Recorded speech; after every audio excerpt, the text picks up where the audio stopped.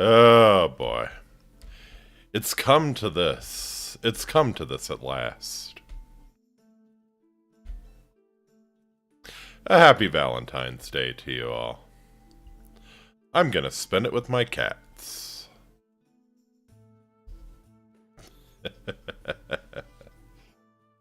Alright. Audio's looking decent. I think we're just about ready to go. Okay, Inky, we need to talk. Yeah. Should just be glad it's not a dog dating simulator. Or I don't know, maybe you're into that.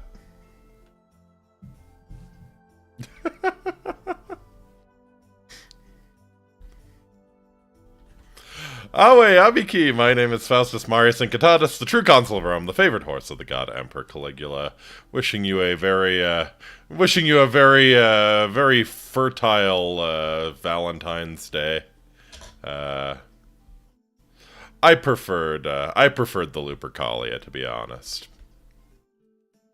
If you're gonna have a fertility festival, might as well strip naked, run through the streets of your town, and whack people with leather straps. Just because you're a horse don't mean we can just allow you to just up order in the animal kingdom. Yeah, horse cats would be interesting though. Like, imagine it would probably be like the size of a of a cougar, probably. Yeah. It could be very fast, very stealthy, depending on whether it had hooves or paws, you know. Just kind of depends. It would be terrifying regardless, though. It would be terrifying regardless. That's how you got Katniss from Totoro. Yeah, that sounds about right, actually, yeah. Also, hi REZ, good to see you. Happy Valentine's Day. Thanks for joining me. Yeah, this is gonna be a weird one.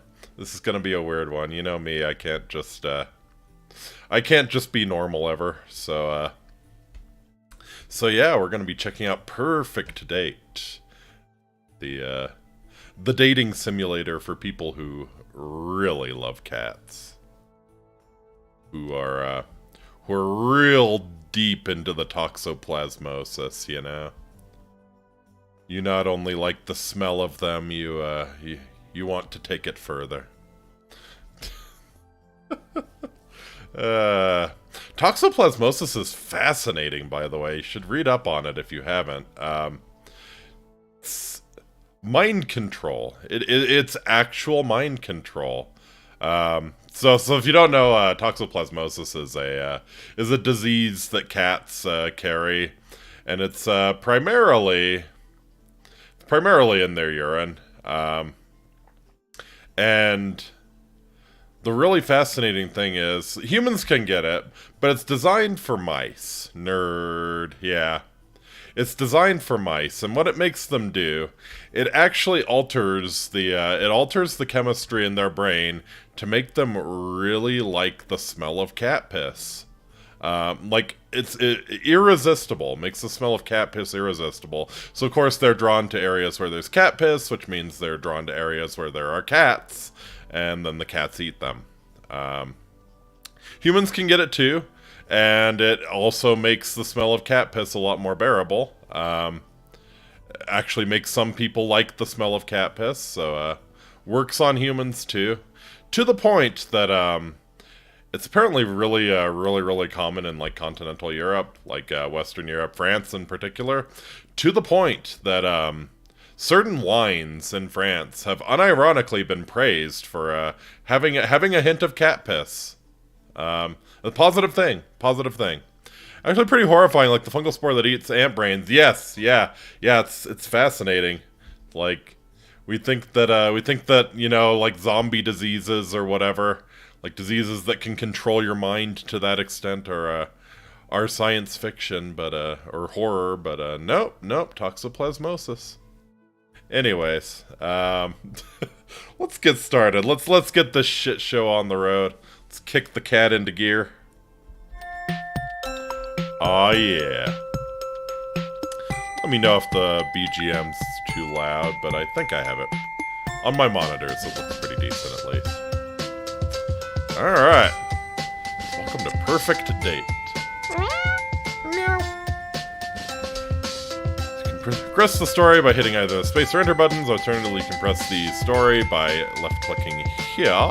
If you're feeling a little spicy, you could even progress the story by left-clicking this icon. Okay.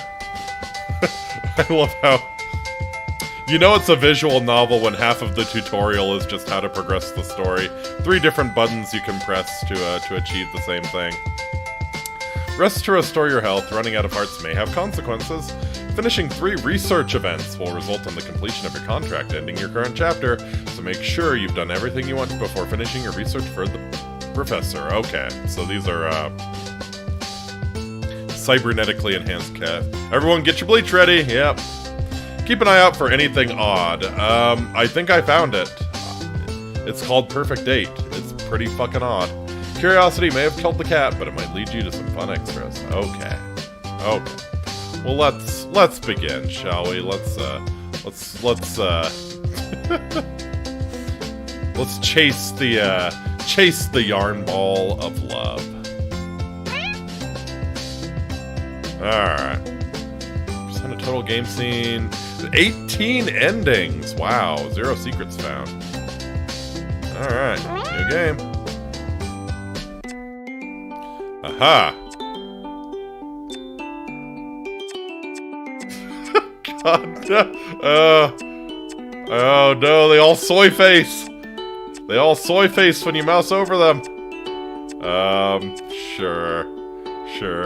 Yeah, this guy looks like he might do something to a cat.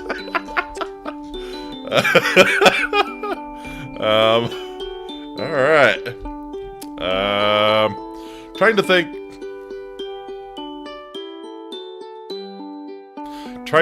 of a good cat pun, on my name, and I can't really come up with anything.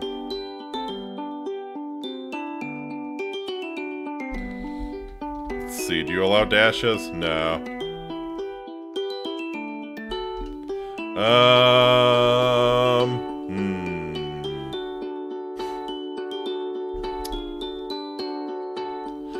Why don't we name you Felix? We'll name you Felix.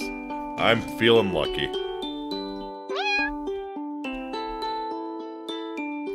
Autosave notification.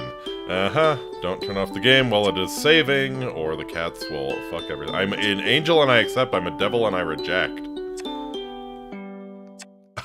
Okay. Cat with Khajiit voice. This one can't believe you paid for this game. Khajiit has many strange words if you have the coin. Yeah.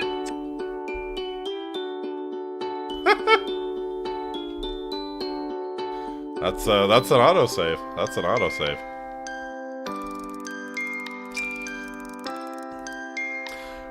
Not sure how long we've been sailing, but it feels like forever. I'm not feeling too well now, so it's a huge relief to hear the deck lad shout. Island approach! Make yourself ready. Finally here. When I applied last month... let me just do this. Okay. When I applied last month, I was just another broke student living off of baked beans and didn't really think I had a chance of being accepted to be part of the prestigious Cat Island research team. This guy eating beans. Yet here it is. The little black dot in the distance, growing bigger by the second, is the infamous Cat Island, the place I will call home for the next few months. My heart momentarily skips a beat. What if there's been a mistake? What if they accepted someone else's application and then accidentally sent the offer to me? I rummage about in my bag until I find the papers. Man, that would be a catastrophe. DPRI, DP Corporation. We're working hard on the DP, I guess. Dear Felix, we are pleased to be able to offer you the position of a research assistant to Professor Popper at our research facility on Canada. Professor Popper's a freaking cat, isn't he? This position will be for an initial period of 8 weeks. Your contract will be sent separately. We look forward to working with you. Yours sincerely, Professor Popper, PhD, BSc on DPG. DPG. No mistake. That's my name right there in the top left-hand corner, Felix. And there's his name at the bottom, the genius behind this whole operation. Professor Popper, science genius, and my new boss. He's a cat. He's a cat, isn't he? Is this like some Isle of Dr. Moreau shit? Am I going to get turned into a cat? Look up from my papers to see dry land rapidly approaching before us. Seems to be surrounded by a huge barrier of impenetrable black rocks. Well, at least it's remote. At least you can't escape. It's we're keeping everything contained for the safety of the rest of the world. As we get closer, we're not slowing down, and I begin to worry that we're going to crash into them. It would be a mercy. Then, at the very last moment, we take a sharp turn to the left, and suddenly we're sailing smoothly towards the jetty through an opening in the rocks. I blow out the breath that I've been holding and break into a smile. Nicely done, Skipper! The ferryman comes out from behind the steering wheel, ignoring my attempts at camaraderie, and shouts rather brusquely. Bob, take all your belongings. We won't be back for days, so don't leave nothing you'll need. Alright, well... I see Charon is going by Bob now. He's still ferrying us to the netherworld. Thank you. I smile weakly at the ferryman and his son and pick up my bags. Give a coin to the ferryman. Ready to disembark. We glide seamlessly up to the wooden jetty, and the son leaps ashore to tie us off. He's greeted by a bulky man in a uniform who I take to be a security officer of some kind.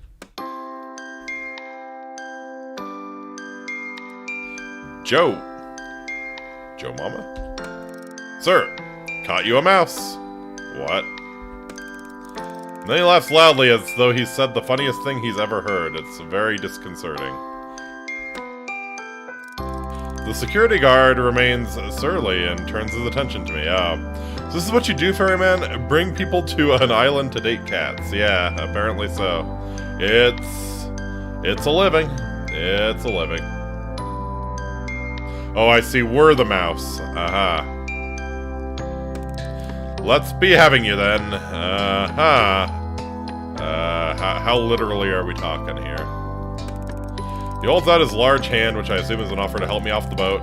But as I reach out to take it, he snatches it away, throwing me off balance so I almost fall over the side. What a great start! What a, so professional. ID card? Oh, I see, of course. I reach into my back pocket and hand over the laminated card I was given on the mainland.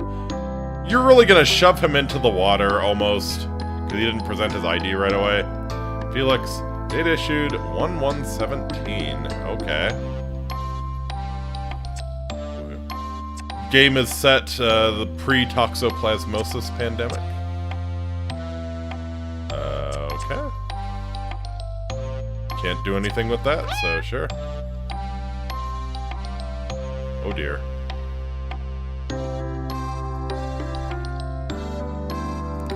He barely looks at it before striding off, grunting over his shoulder. This way. I follow him down a dirt track path to get my first proper view of the island. It's beautiful, lush, and green. I'm already under its spell. That's the toxoplasmosis kicking in. After no more than a couple of minutes trekking, we're in base camp, which consists of an assortment of tents and huts. Among them are two more solid-looking structures, one larger and one smaller. I presume these are the labs. The whole camp is moderate but functional. It reminds me of an army outpost. I'm struck by the lack of people. In fact, there's no one around apart from an older woman sitting outside, peeling a pile of potatoes. I smile and give her a little nod, but she just stares back at me. We've already encountered the crazy cat lady. Mrs. Marigold. I try not to get paranoid. Here. What delightful accommodations. He stopped at the largest of the tents, indicating that I should go inside. Well, if it's the largest tent, it's probably not ours. I feel rude just walking in, so I make my presence known first. Hello? A firm but friendly voice calls out. Come? Oh, God.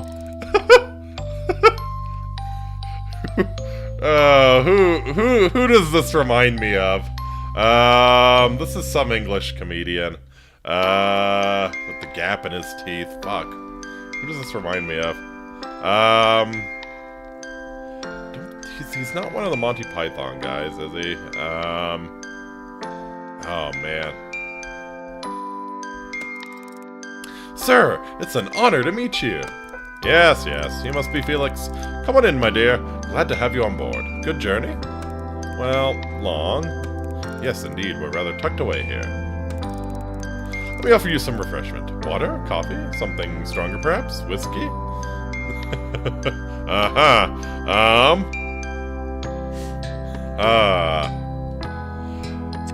I have a feeling this is going to be a very important decision. It's probably going to lock us out of some endings here, but I don't think I can handle this sober.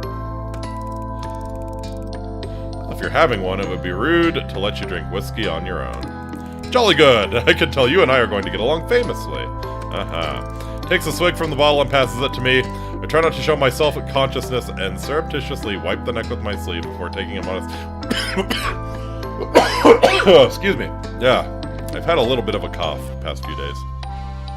So you're definitely going to be turned into a cat and added to the harem. Yeah, there's no getting around it at this point. Hey, we don't want an indirect kiss with Professor Popper, though? What kind of a science fan are you? Jeez.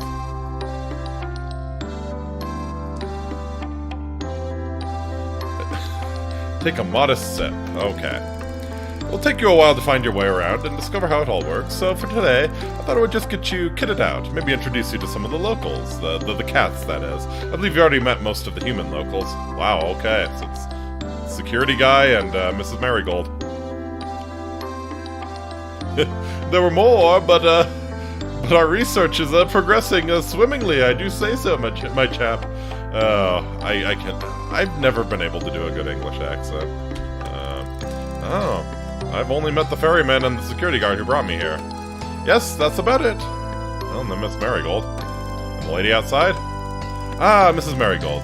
Her and her husband are the caretakers. Wonderful couple, the Marigolds. You'll meet them before too long. We're a tidy little family here, Felix, and I'm sure you'll fit in nicely. Oh, thank you, sir. I hope so. Okay, so, first things first. This is your basic kit. Begins going through a pile of things on his desk, explaining each of them in turn. This is your backpack. You can put everything in it. We'll be going on plenty of field trips, so it'll be very useful.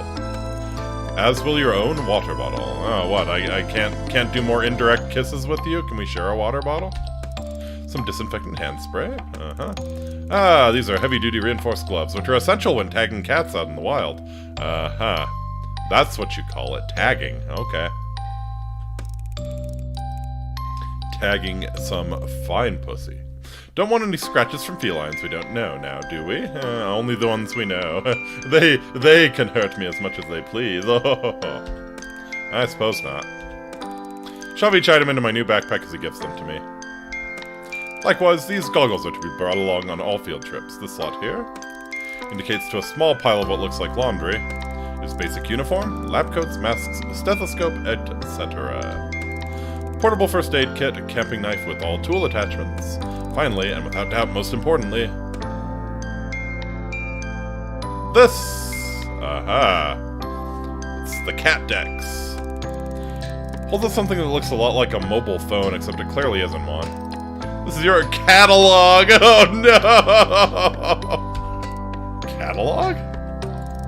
Excuse me, what? Inky, my guy, run! I can't. I'm on rails! It's a VN. I can't move around freely. Yes, the name comes from its earliest version. It was initially designed to record and store data on the cats, scan them and log their details. But as you see, we've come a long way since then. What can it do now? Now you can use it to communicate with the rest of our team. I've edited everyone's contact details for you, listen to music, take photos. There's even a pen that comes with it to insert microchips in the back of the cat's neck so that we can keep track of them. That sounds a little rude. Need to respect their privacy. We'll never land our dream cat if we're pushy. It's a very valuable piece of equipment, Felix, and I need you to protect it above all else. Do you understand? He's looking me directly in the eye and clearly expects a response. Meow meow, sir. Of course. I will look after it. Good. You'll get to know all the functions as you go along, but for now, I suggest we take a stroll out and see if we can't find a few friends to introduce you to, so that you can try it out.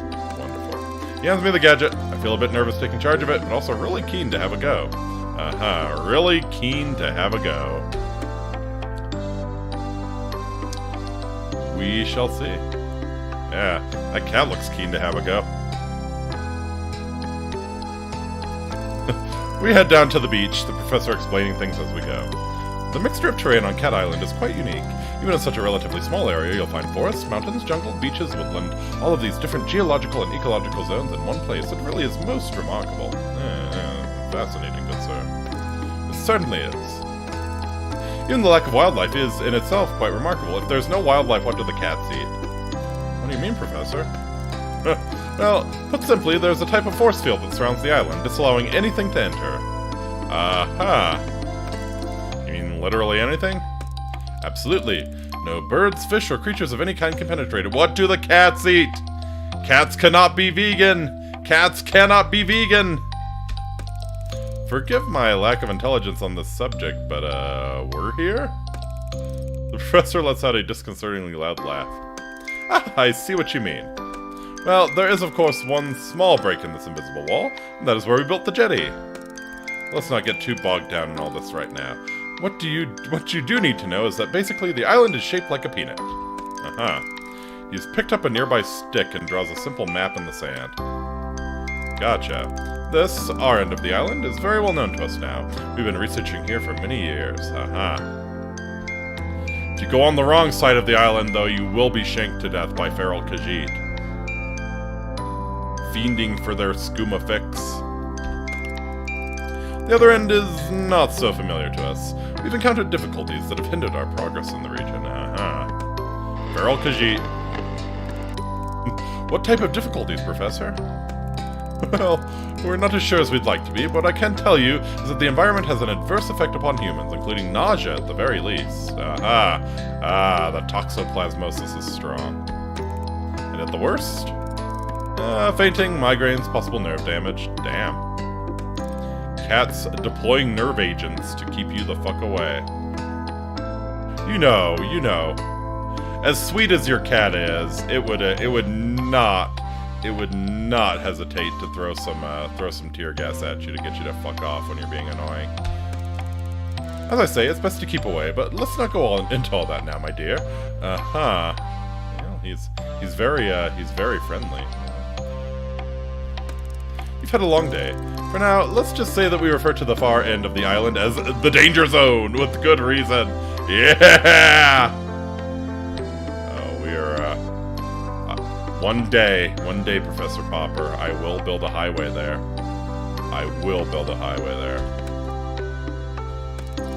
I must ask you not to put yourself at risk by venturing beyond this mountain range here. You're first to the map once more, drawing a line just past the center and an X through the end section. Fair enough. There are wild, aggressive cats out there. I wouldn't want you getting too close to them. God damn it. Breville is on the other side of the island, isn't it? They're all just hanging out in the skooma dens. Unlike our lovely fellows closer to home. This led me to a spot where a few cats are lounging about. What do you say we try out your catalog now, Felix? He stoops down and picks up one of the animals, a disgruntled-looking cat. When does a cat not look disgruntled? Who is sleeping under the shade of a palm tree, especially when you pick it up while it's sleeping. Oh, wow! Oh, it must be Monday. Cat lets out a displeased mewl but doesn't struggle. Its large body, billowing with long orange fur, just sort of hangs in the professor's arms in a lazy resignation. Oh, man. Lasagna. They must eat lasagna here. I think Professor Popper probably just has like a barge of lasagna coming in every week. Just leaves it out for the cats. Would you like to have a go at scanning this delightful chap? If that's what we're calling it, huh? This is not some freaky British slang, right? I'm just scanning him. I find the on switch and somewhat timidly activate it. The gadget immediately comes to artificial life, emitting a boop boop boop sound with a red pulsating light. I select the app labeled Cat Scan, and it loads instantly. There's no delay on this thing.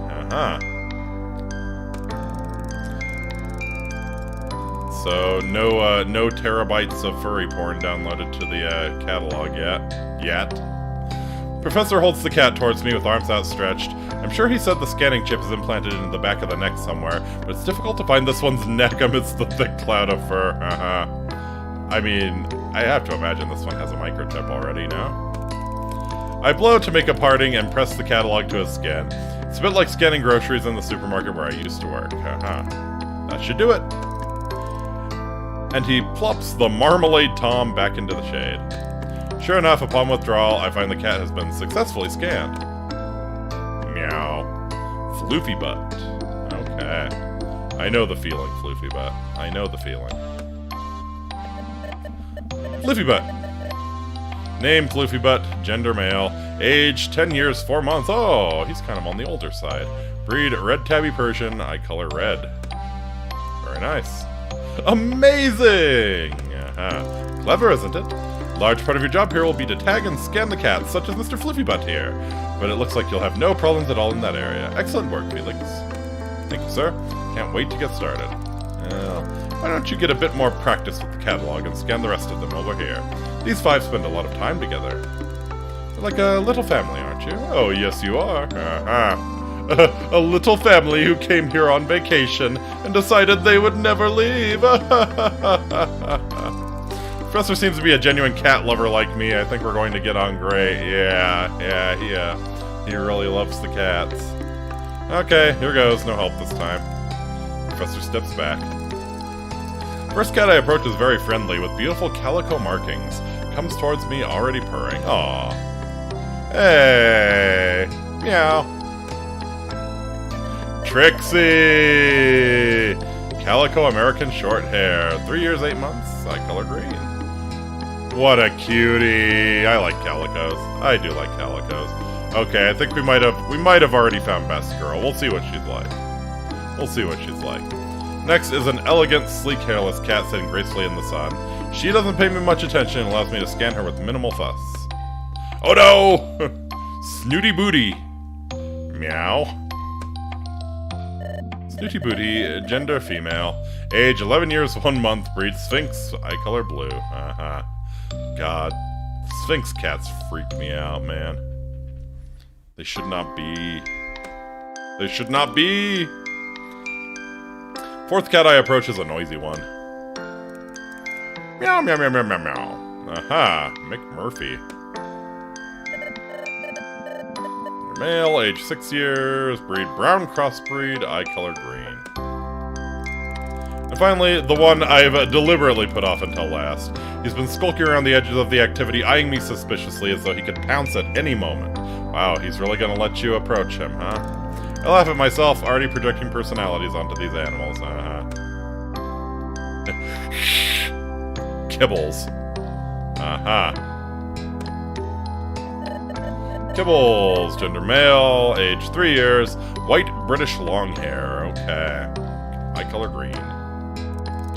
All done. I hope you enjoyed meeting some of the locals. The professor lets out a little laugh. I have a feeling you'll get to know them quite well in time. That's probably enough for your first day, don't you think? That's quite a lot to take in. I am suddenly exhausted and grateful to be heading back to camp.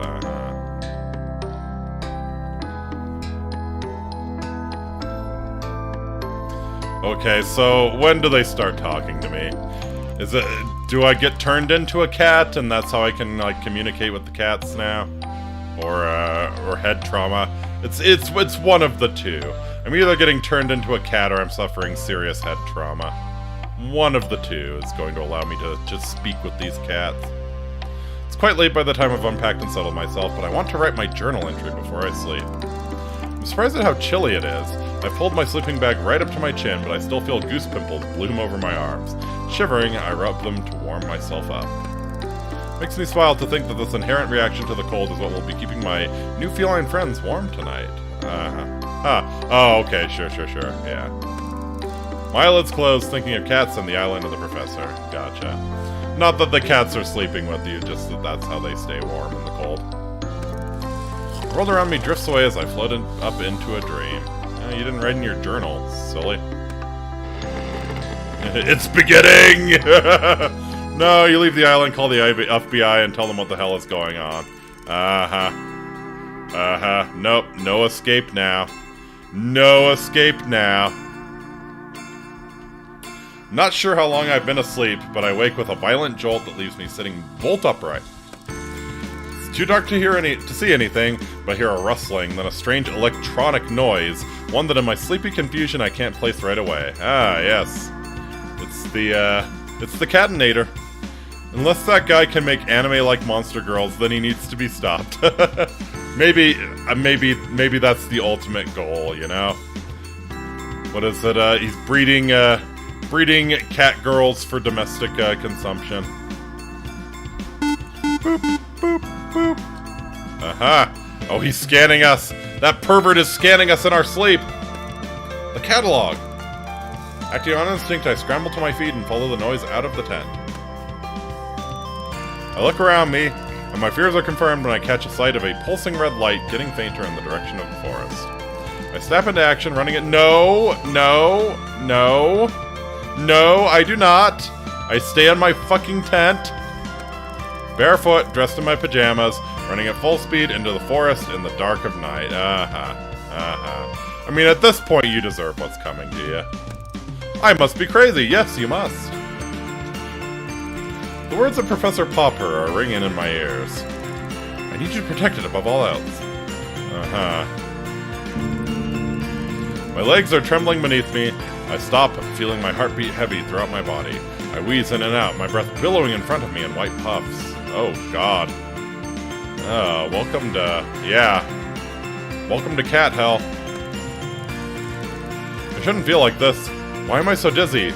I try to get my bearings and realize I've blundered perilously close to the danger zone.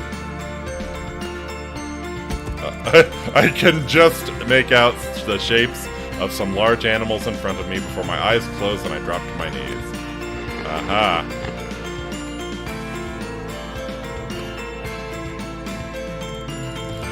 I open my eyes. The calico cat I scanned yesterday is sitting in front of me. She drops the catalog at my feet. Trixie, I knew you were a real one.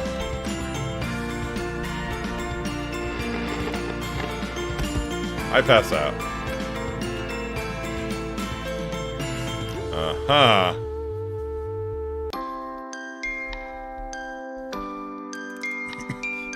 Okay, it begins. Hello? Can you hear me? Are you okay? What is it? Don't be ridiculous, Kibbles. It's a human. Oh, yeah. Yuck. I can smell it now. Smells like a human. Oh, do be quiet. Are they alive? Trixie! Of course it's alive. It's breathing, you imbecile. Why isn't it moving? Would you come on and give them some space? Move back a bit. Yes, stand back. Move out of my way. Let me have a proper look. Begin to come to. The Sphinx cat is standing over me as I open my eyes. We stare at each other for a moment while I try to take in what's happening. Is this one defective? Yes, extremely. I feel sick. I'm gonna puke. The cats watch me intently. Am I going insane? Ah, my head! What is it chattering about? They're scared and confused. Let me talk to them. Human? Are you alright? Aww. You! I remember. You took my catalog! Oh, but I gave it back to you. It's in your back pocket now. Or it's back in your pocket now. I try to reach into my pocket and realize my hands are scratched to shreds. How to shreds are we talking? Are we talking a little ouch, put a band-aid on it, or are we talking industrial accident? Ow, wow, wow, what's wrong with my hands? I try to stand. Ow, my feet! What happened to me? Oh, the transformation is beginning, Felix. Worry not. Worry not. It won't even hurt. Yeah, I guess that's from all the climbing. I told you it wasn't ready for that. that? Ready for what? Its anatomical structure is far too delicate. I tried to slow it down. Yeah, Floof, you try restraining a human who's that determined. It's like a margay. Its anatomical structure didn't seem that delicate to me. It's like a what? Doing what? Uh-huh. Cats are observing my anatomical structure. Varying degrees of want at my anatomical structure. You made your own way back to the beach. Okay, but that doesn't explain. I show my bleeding hands. You crawled, Kara. Kara? Kara? Who's Kara? It's not my name. It's a term of endearment. It's an Irish thing. Ah, McMurphy, of course. I'm not attempting an Irish accent for you, so, sorry, McMurphy. It's inappropriate. Wait, I crawled? You sure did. Like a cat? Yep. All the way from the mountains? Like a bleeding mountain lion. Impressive. But why? Because you got the sickness. Shh. Maybe you should sit down, human. We need to have a talk. Possibly a long talk. Yeah, we probably do. We need to, probably need to have a talk with Jesus. But I don't think he's here on this island. I don't think God sees this island. Talk? Yes, that's right. Since when can cats talk? Oh, for goodness sake, since the dawn of time. How else do you think we communicate? Stop splitting whiskers, Major. You know full well what the human is saying. I think the revelation here, Kara, is that you can understand us. Yes, that too. Will someone please explain what the hell is going on here? Well, we don't fully understand everything ourselves, at least not all the details of how this works. I think being stood in a forest surrounded by a bunch of talking cats is about as much detail as anybody would want. I agree, and more to the point, we were rather hoping you would be able to help us. You are a scientist, after all. What we do know is that the clock has started ticking for you. Of course it has. The transformation has begun. What do you mean? Well, there's no easy way to say this to you, Kara. You'll be catified! Not even surprised. I'll be what? Whether you help or not, you don't have a lot of time before... if I may? It would seem, and we are basing this on our experiences to date, that when a human manages to find themselves in what I believe you call the danger zone, they are vulnerable in ways that they previously were not. That is to say, you're screwed! You're not helping! Don't make me punch you! Whoa, mountain lion. There'll be no violence of any kind. Forgive me for being a bit panicked here. The vulnerability to which Snooty Booty was referring is, simply put, if you are bitten or scratched by an elder cat within the danger zone, you will begin a process of change that ultimately will result in a full feline transition. Kibbles does seem pretty based, honestly. If you're into a cat who will just scratch the living hell out of you and act like you're not even there, just eat his food and tell you to fuck off, Kibbles is the way to go. Alright, so yes, we are turning into a cat here. Catified. So basically you're telling me I'm a werecat. I look down, and in amongst the scratches on my right hand are two distinct puncture marks. The reality of my situation descends on me like a cold mist. Basically. Yes. My head is spinning. This is too much for me to take in. Take a breath now, Kara. You're not looking so good.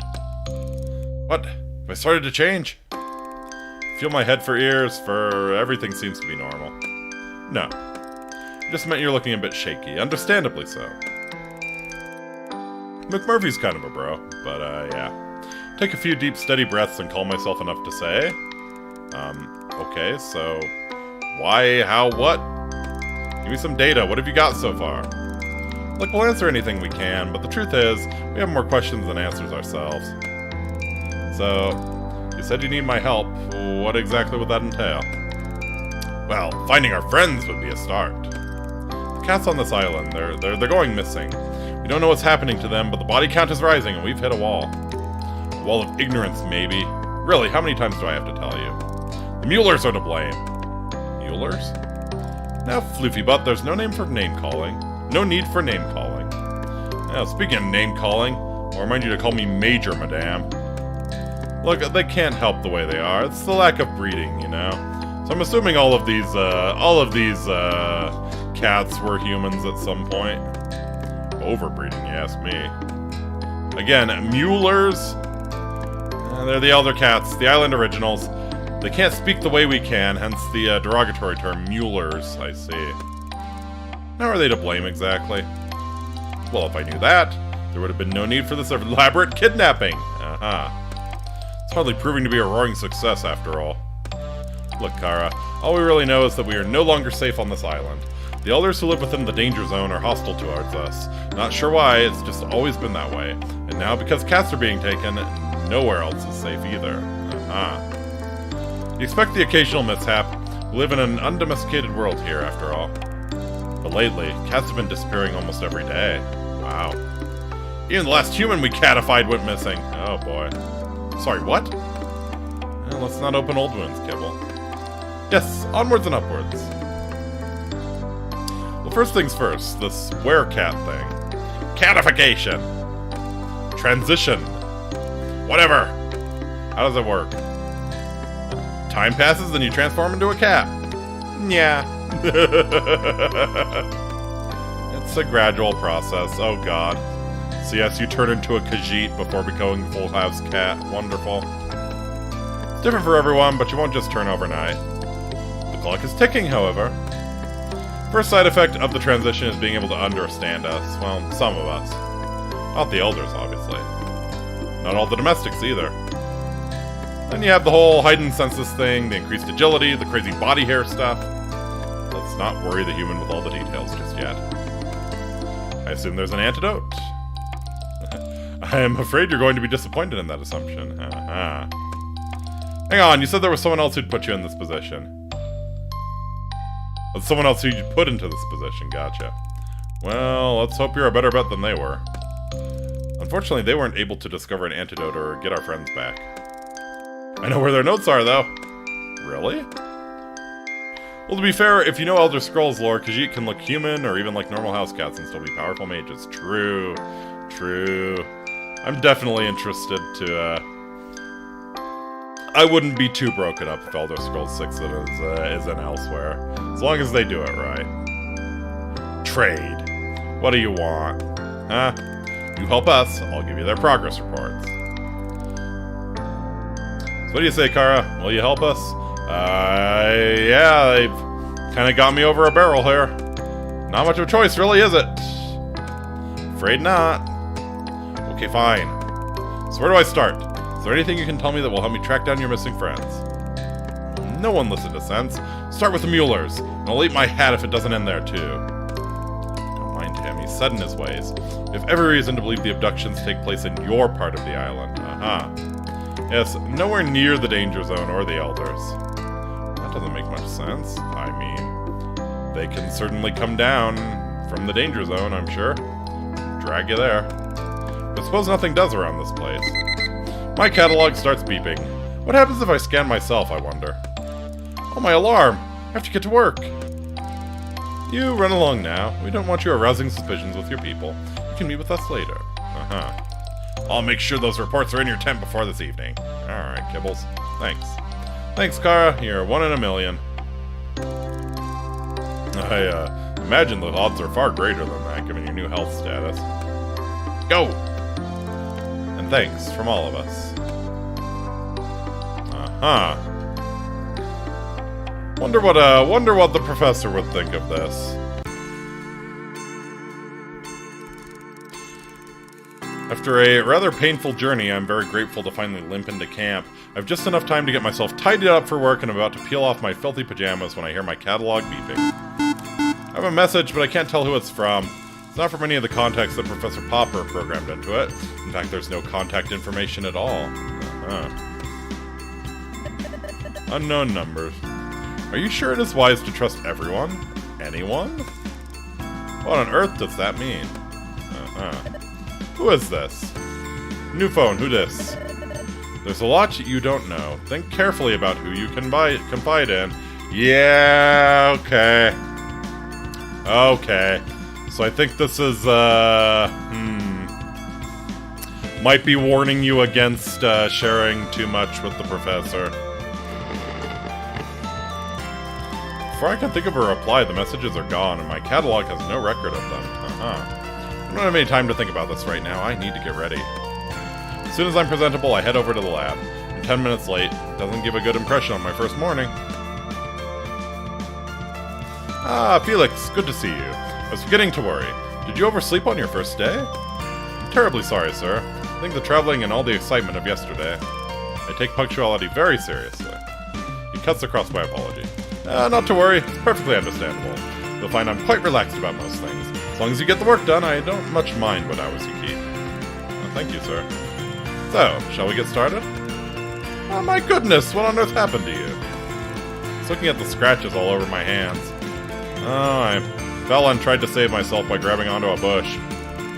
I'm afraid I led you astray last night. Not everyone can take a double malt. How's the head this morning? Aha. I decided it's easier to play along. A little bit fuzzy, but it won't affect my work, sir. I really oughtn't drink spirits on an empty stomach.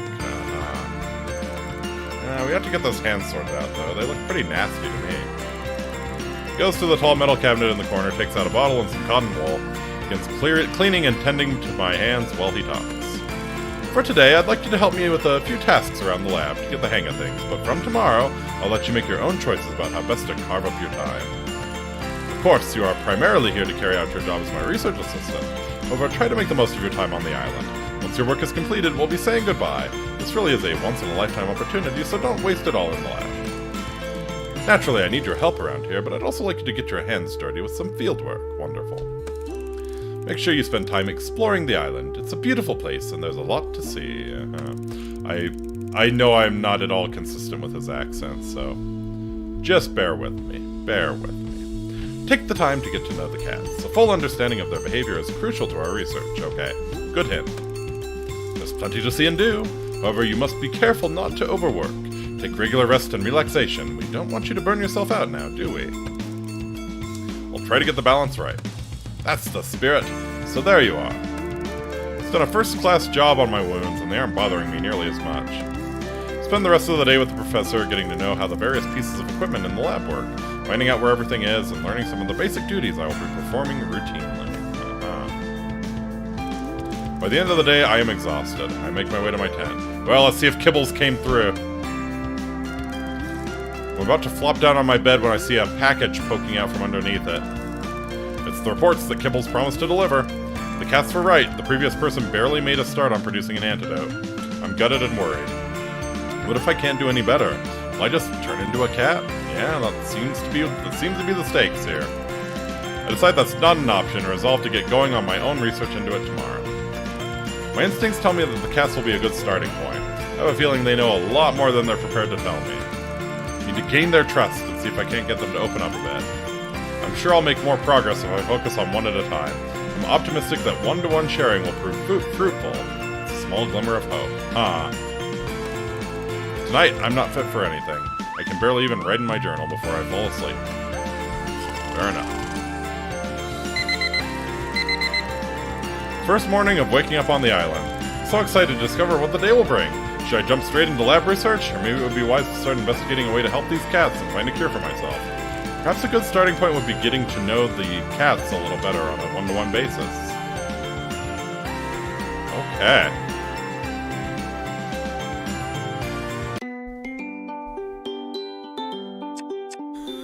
Romance, research, or recon? Haha. Okay, so it's time management, sure.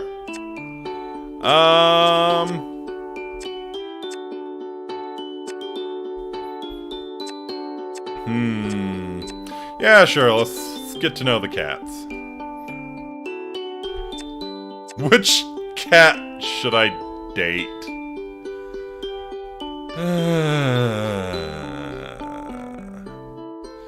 Snooty Booty or McMurphy? What do we think?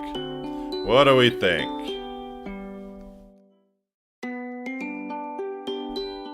We, at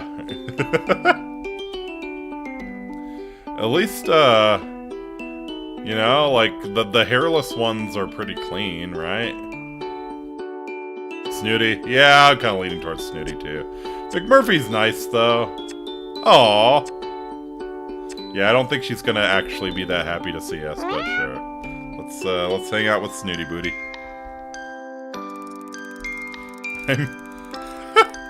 I'm splayed out like a starfish on the beach in my bathing clothes. It's a swelteringly hot day, and I find it hard to concentrate on my work. So here I am. I let the cool sea wash over my feet and legs as I lay back on the sand. I hear a long, loud sigh coming from somewhere nearby, and I sit up to see where it came from. Snooty Booty, in repose under the shade of a palm tree, is looking about her with a concerned expression, one that I've never really seen a cat make before. I go over to her to see if I can help with something. Do you have a skin disease? Sphinx are very prone to that. You okay, Snooty Booty? She lets out another long, wistful sigh. To be quite frank with you, human, no, I am not okay. I cannot expose this delicate skin of mine to the sun, but there's something I need to retrieve from further down the beach. Oh, well. Sounds like just the job for your primate friend. Temporarily primate, at least. It was quite the predicament. Alright, want me to fetch it for you? Yes. Fetch quest for Snooty Booty. Oh, would you really be so kind, human? I would be very grateful. Sure, it's no problem. Can't have you putting that delicate skin of yours at risk, can we? Snooty Booty looks grave. Indeed not. Skincare must come above all else, don't you know? It's true. It's true, yeah. Sphinx are kind of a pain in the ass. For that reason, you really do have to take very good care of them. Bathe them regularly and all that, so they don't get skin diseases. One must never expose one's skin to the elements, human. It really is quite aging. One must never get stressed if one wishes to retain one's youthful aura, which is rather difficult on this frightful island. Oh, I know, believe me. Yes, yes. Hey, Snooty Booty. You've got a bunch of wrinkles. How do you know? Are you stressed? Oh no, that would upset me terribly. You're a lot more friendly than I figured you would be. Really? That's sweet of you. Of course, you really are a precious thing. I do so hope you're finding your time here pleasant. That seems out of character for you. I don't know. The intro made her seem more standoffish than this. Or maybe she's being sarcastic. Or maybe she's just being nice because she needs something from us. Don't worry about me, Snooty Booty. I'm fine. Now, what was it you'd like me to get for you? Well, before I tell you, I must ask that you don't inform the others of the whereabouts of this particular item. It's very dear to me, you see. One of the few luxuries I have all to myself. Of course, no problem. I can be discreet when I need to be. I do hope so, human. Yeah, some discretion will be required for what I'm gonna do with these cats. You see, along the beach, just south of here, there's a tree which bears the ripest of coconuts all year round. It is quite splendid. The coconuts are always so sweet and creamy. Snooty Booty looks as if she's lost in a wonderful dream. Do cats eat coconut? I guess. I could see it. Sounds lovely. It is! I like to drink coconut water as often as I can. It is so good for the skin and waistline, but the less civilized denizens of the island keep knocking the coconuts down before they're fully matured. Fortunately, no one else seems to have discovered this particular tree yet. Well, okay, Snooty Booty. I'll try to find some coconuts for you. I'll be back soon. You have my thanks, human. I've been walking for a lot longer than Snooty Booty led me to believe, Not sure if this is even the right tree. They all look the same to me. Although, this one does seem to have more coconuts than the others. I decide to take a chance and bundle up as many as I can carry in my arms and haul them back to her ladyship. By the time I get back to Snooty Booty, I'm faint from the exertion, not to mention walking so far in the sun. I fall to my knees, panting in front of her. There you go, Boots. Oh, I don't think she's gonna take kindly to that. She eyes the pile with a distinct air of disapproval. I only needed one coconut, human. Oh. These are far too many. Well, I do apologize, madame. And tell me you didn't plunder the tree. No, there are plenty on the ground already, so... Ah, well, that's a small mercy. At least you didn't hack them down. Hack them down? With what? Well, your hands are rather large and leathery. You're one to talk. Snooty Booty! I do not use my hands for deforestation! Aha. I do not punch the trees. This is not Minecraft. Well, I'm sure you did your very best, although I really don't know what I'm going to do with so many coconuts. I've got a lovely bunch of coconuts. You're welcome, I'm sure. Look down at the pile of coconuts and it strikes me properly for the first time how strange it is that there are no creatures on the island to plunder them. True. What do you think it is, Snoots, that keeps wildlife away from the island? Do you mean the magnetic barrier? Magnetic barrier? Well, do keep up, human. I thought you were meant to be a scientist. I realize she must be referring to the force field that surrounds the island. Now be a dear and crack one open for me. With my enormous hands. You could try, I suppose. No, you use a rock. I push down the irritation that is slowly rising in me and smile politely. Is it irritation that is rising? Or something else? On second thoughts, I'll be right back with a screwdriver. A what? Snooty Booty looks horrified. It's a sharp metal tool that bores into things. What on earth do you need one of those for? So I can make a hole to get the water out of the coconut. How else would you propose I do it? Look around you, dear. Look at nature's bounties. What about that? Snooty gestures with a limp paw at a shard of rock nearby. There we go. Snoots, how do you usually get the water out of the coconut when there isn't a human around? Well, the exuberant Kibbles simply loves to break things. Had you not noticed? It's one of the few reasons I tolerate him, don't you know? Uh-huh. Far better than one of your screw dribblers, don't you think? Reach over and pick up the rock. It does look like it could actually do the job. Alright, let's give it a try. Here goes. Holding the coconut in a palm leaf, I gently tap the shell a few times with the stone before finally whacking it. It cracks open surprisingly easily, and the water drains into the leaf. There now. See how nature provides, human. Yep. Again, you're welcome. Quite. Snooty Booty stretches her neck and then upper body towards the leaf. She sticks her tongue out as far as it can go before raising her big eyes to me. I can't quite seem to... I suddenly realize what she's getting at. Maybe you should get up? No, we will be a gentleman. A gentle cat. I let her struggle for a moment or two before I begin to feel a little bit like a child pulling the wings off of a fly. She can't help the way she is. You seem to be struggling a little, Boots. Well, you've placed my libation slightly out of my reach. I'm sorry, would you like me to help? Bring it a little closer, perhaps? Well, of course I would, human. You're being deliberately obtuse. I would very much like to help you, Snoots, but you make it rather difficult. How? I don't understand. I've been perfectly clear in my instruction. You see, I am under a spell. It's a very powerful one, which prevents me from following any instruction unless accompanied by some magic words. Yeah! Yeah! Assert your dominance! Oh, would you care to enlighten me? There's not a cat on Earth that would say please and thank you to a human. Not a cat on Earth. Good fucking luck, dude. Well, it would go something like this. Please, human, would you mind passing me my libation? Thank you very much.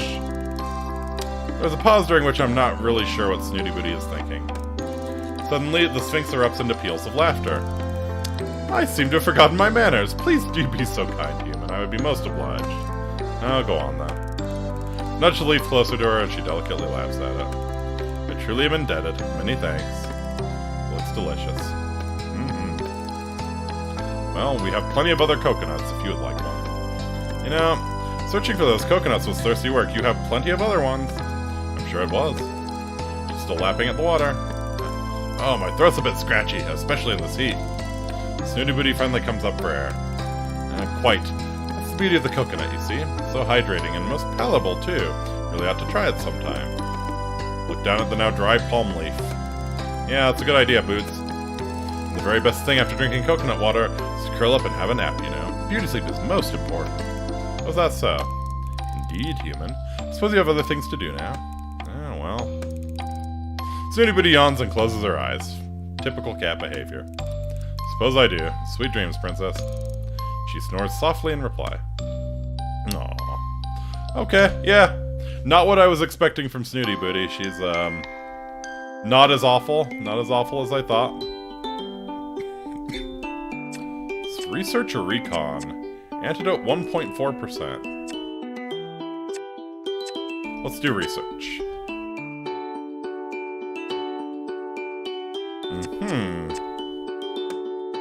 Research 5.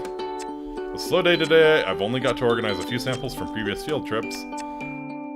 Today I'm off on a field trip of sorts with the professor. Can't wait to see what he's planning to show me. Yeah, let's round up some rowdy kitties. Sunny afternoon. Most of the cats are lazing on the beach. Perfect. Like shooting fish in a barrel. Double check my supply list. Crate, treats, sedatives, snare, catnip, antiseptic cream for myself. I've got everything. I have a sick feeling in my tummy, but I ignore it as best I can. It's going to be a challenge, but I'm pleased the professor has trusted me with more physical tasks. I walk out onto the beach. Why, you think your mind isn't up to the task? It's probably not. Feeling like the child catcher. What the fuck is a child catcher? You know, maybe this guy was the danger all along. We talk about how horrible the situation is. Maybe this guy was the danger all along. I keep reminding myself that I'm doing this for the greater good, even if it makes me unpopular with the cats. I set up the crate in an unsuspecting location and keep the snare hidden behind my back. First I stroll around, trying to look as casual as possible, whistling a tune as I walk. I get closer to one of the smaller cats. I start to stroke her. I want this to be as painless as possible. The cat responds well to me. She even starts to purr slightly. You gonna come with me? The cat looks at me with big, wide, loving eyes. Come on then. I pick the cat up, carry her to the crate, and place her gently inside. I lock it shut, even though the cat makes no attempt to escape. Well, that went better than expected. This may be a good day after all. Oh boy. Emboldened by my success, I approach one of the slightly larger cats. Hey, matey, shall we get in the basket? I give him a little stroke. He doesn't respond badly, but he doesn't seem particularly interested either. I put my hands on either side of his body, ready to pick him up. He doesn't look happy about it and growls a warning at me. Hey, mister, it's gonna be okay. We're just going on a little trip, alright? As soon as I start to lift, all hell breaks loose. Man. Hopefully you have gloves. Yowling and hissing, he scratches my arms to ribbons. I try to get him into the basket, but he stretches out and I can't fit him in. Ow! Ow! Oh no! I know when I'm defeated and I have to let him go. He scarpers off into the distance. Look down at my ravaged arms. Note to self, wear long sleeves when on caging duty, yeah.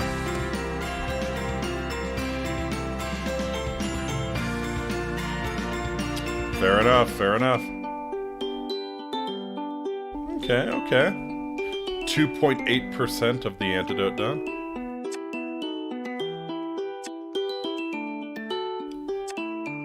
What is recon? Actually, you know what?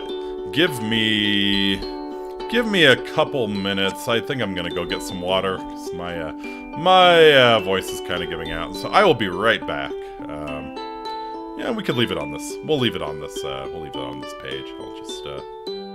I'll just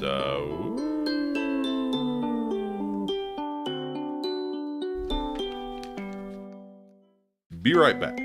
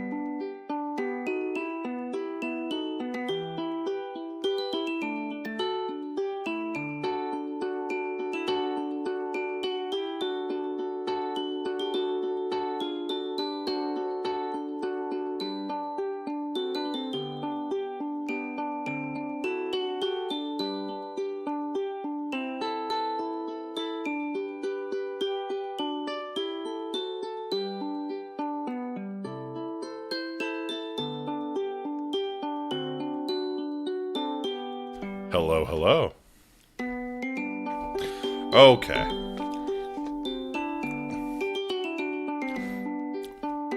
I feel like... I don't know. I feel like maybe... like, the very, very beginning of a cold is coming on. You know how that... just like the little bit of scratch in your throat, right?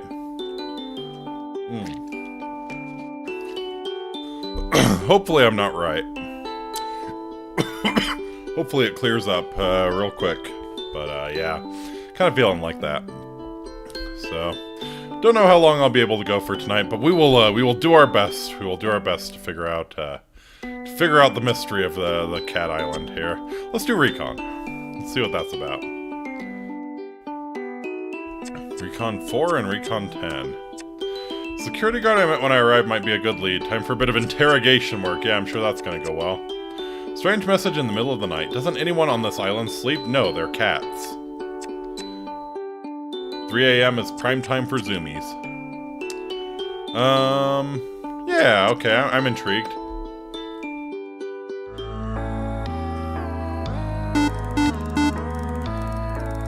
I hear my catalog beeping. I presume it's the professor. I tumble out of bed, half asleep, and fumble around looking for the device. I look at the screen, my eyes struggling to focus. The message isn't from the professor at all. There's no contact information. Come outside. Oh boy. Who is this? Come outside. They obviously aren't going to respond to my question. Should I do as the message tells me? Yeah, alright. My curiosity is roused. I have a feeling there's something important to learn from this stranger, so I throw on my clothes and crawl out of my tent. Don't see anything out of the ordinary. Anyone out here? My catalog beeps again. Walk to the edge of the forest. Oh boy. Yeah, this is, seems legit. Seems legit. I'm not going any further until you tell me who you are. Walk to the edge of the forest. No. Walk to the edge of the forest. Walk to the edge of the forest. Walk to the edge of the forest. Stop it! By now I realize I have walked to the edge of the forest. Wonderful. At the edge of the forest, I see something on the ground. As I get closer, it becomes clear that it's a small posy of flowers. I gingerly pick them up and notice that several of the flower heads are missing. My catalog beeps again. Follow the petals. Oh. Oh. Is this a romantic rendezvous in the forest in the middle of the night? Exciting. That's when I see the little trail of orange petals, the same color as the bouquet I'm holding. Well, I've come this far. No turning back now. I begin to walk. I'm nervous, so I call out. Hello? No answer. Louder this time. Hello! Hello? Hello? Who's that? Who goes there? Major? Is that you, Floofy Butt? I really wish you wouldn't call me that, human. What on earth do you think you're playing at? Cavorting around the forest in the dead of night, causing a ruckus. Oh, Major, you don't know how pleased I am to see you. I need your help. And this can't wait until the civilized hour? I'm afraid it can't. I'm not the one instigating this. I've been getting messages from an anonymous source asking me to follow them into the forest. Look, they've left this trail. Ah. Calendula maritima. Marigolds. Herb of the sun. They're said to represent creativity, though some believe them to be symbols of cruelty and grief. Ah, marigolds. Okay. Like Mrs. Marigold. Or Mr. Marigold, perhaps. Your knowledge is always so impressive, but I have to say on this occasion it's not very comforting. Floofy Butt goes striding off with purpose. Come along then, Felix. Are we going to follow this trail or not? I shuffle awkwardly behind him. Before the sun comes up, eh? We continue on for a short while and notice that the petals are getting more sparse. It's becoming more difficult to see them until eventually they seem to run out and we find ourselves at a small clearing. Well, it appears somebody has been playing a joke on you, Felix. I sadly agree. This has been nothing but a wild goose chase. Seems so, Major. Sorry for dragging you into this. Let's get back to our beds before we waste any more precious snooze time on this fool. I turn to Floofy Butt and notice that his back is arched and his fur is puffed up, making him look even more floofy than usual. Something wrong, Major? You tell me, human. Does that pile of rocks look suspicious to you? Now we're freaking out at random things in the middle of the night. Amongst myriad rock piles, I notice a small, contrived-looking cairn. Floofy Butt's right, it looks far from natural. Oh, it looks to me like it's asking to be inspected, Major. We'll get to it, Felix. You're the one with the thumbs. We begin to dismantle the small mound rock by rock. It's not until the foundation stone is removed that we find a manila envelope. Oh, okay. Major, look, it's a letter. Looks rather large for a letter, my dear. I think you ought to open it. Here, or back at base? Having got you this far, I think it's only fair that I have an equal share of the spoils. Spoils? Yes, perhaps we should look right now, Major.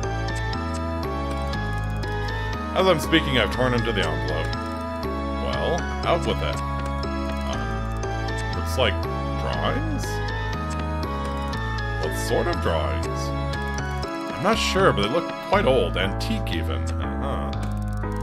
Do they have value, human? Probably, to someone. They appear to be sketches of people here on the island, but I don't recognize anyone. Why would someone lead me to these? How do you know you were meant to find them? Because we followed a trail and it led us here. Actually, the trail ended a while back. This could be a mere coincidence. I hardly see the intrigue in a few old scribbles. They show no artistic flair at all. Even so, I'm going to hang on to these to see if they prove relevant to whatever mystery is unfolding here on the island, sure. Floofy Butt rolls his eyes. You really ought to focus more on the clues that matter, instead of running around in the middle of the night on wild goose chases. Let's head back before anybody discovers you're missing. I roll the drawings up and tuck them into my waistband. I will study them when I have more time. I think Floofy Butt is probably right, but I don't want to miss a trick. Get some rest now, Felix. Finally, a sensible suggestion. Okay, well, I guess that confirms it's what we were supposed to find. I head after Floofy Butt, struggling to keep up. I really need some sleep.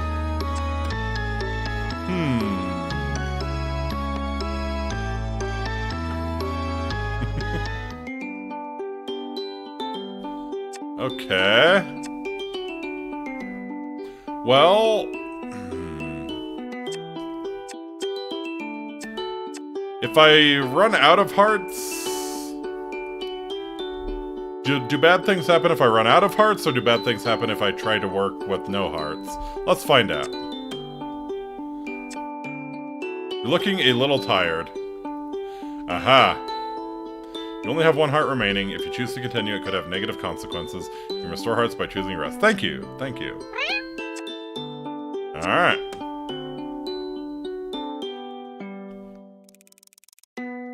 Get a lovely nap and wake up feeling revitalized. Your energy's been restored. Magic! Sleep is magic.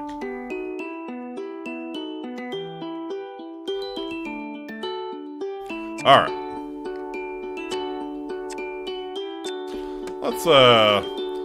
Let's romance another Oh, what? Okay. So McMurphy's heart is broken, I see. Alright, I guess we're back with Snooty Booty. Didn't realize it was a binary choice.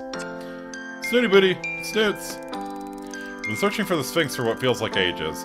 For a cat that never seems to move, she's surprisingly difficult to find. I'm answered eventually by an unintelligible murmur coming from the shade of a nearby tree. Of course she's sleeping. Snooty Booty. I poke at her gently and try to rouse her. I have something for you. A gift, as it happens. Oh, human, it's you. Whatever are you doing up and about at this time? It's midday, Boots.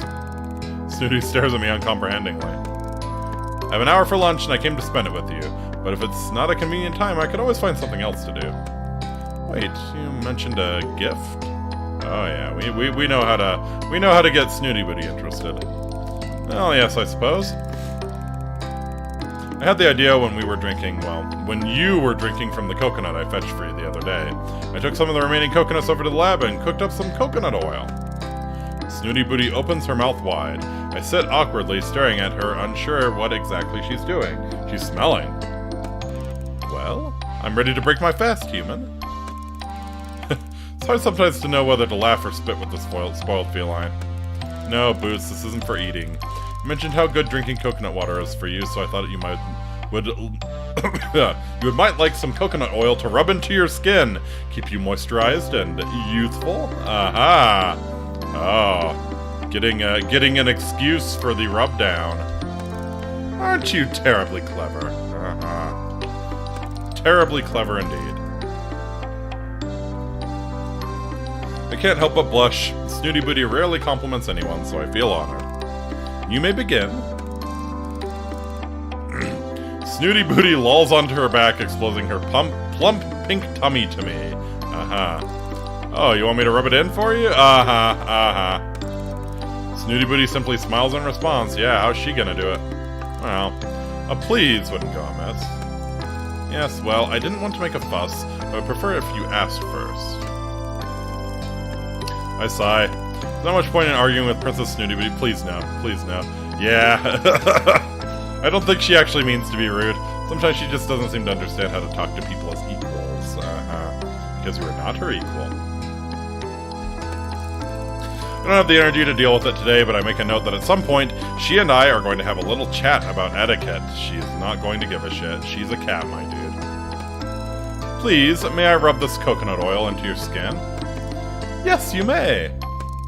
I pour some of the pungent liquid into the palm of my hand and rub it together with the other. I have no idea what I'm doing, as I've never massaged anyone before, but I work along the lines of putting sun cream on a friend.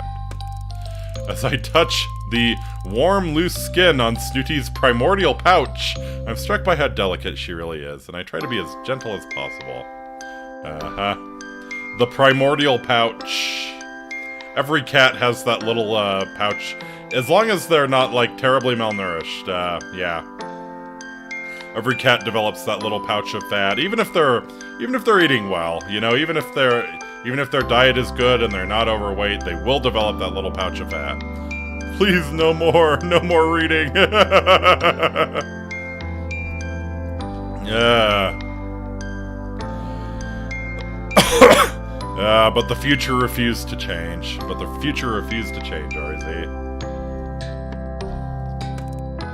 Is that okay? I'm seriously considering whipping up a good old bleach smoothie and a bath with my toaster. Yeah, well, that's that would be a catastrophe. Don't do that.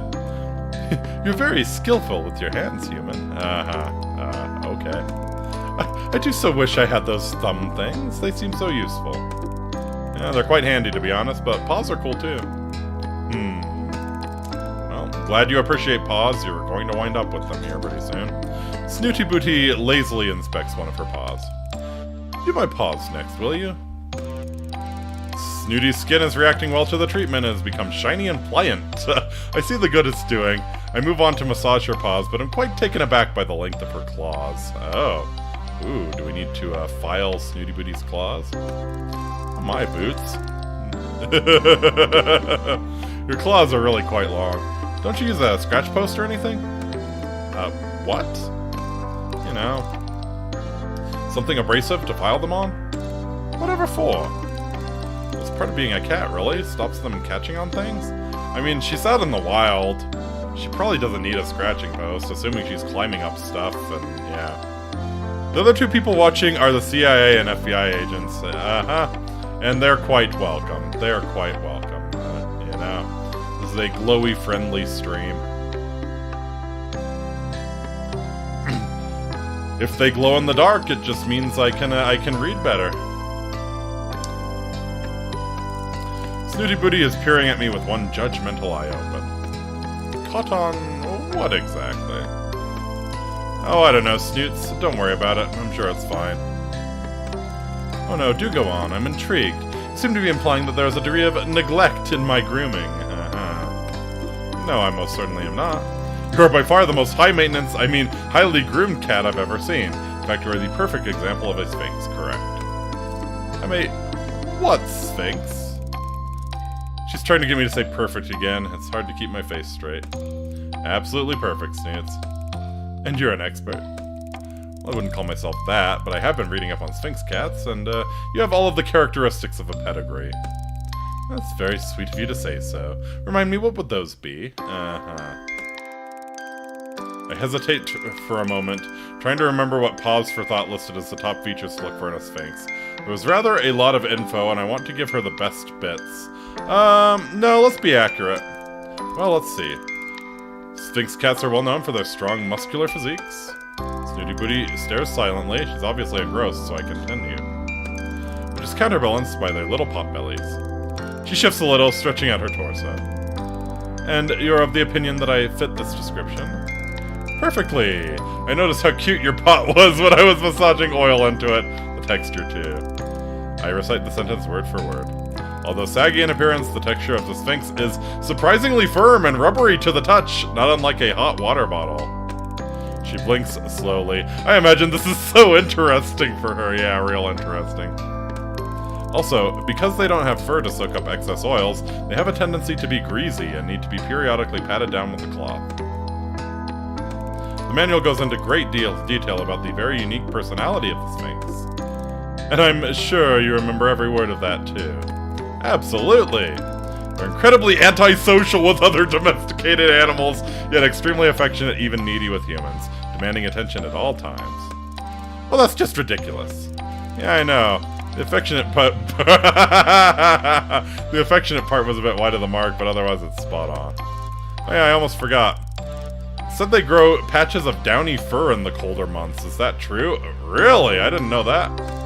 You may stop now. Okay. Her mood seems to have worsened. You okay, Snoots? Actually, I am rather concerned for my overgrown claws. Huh?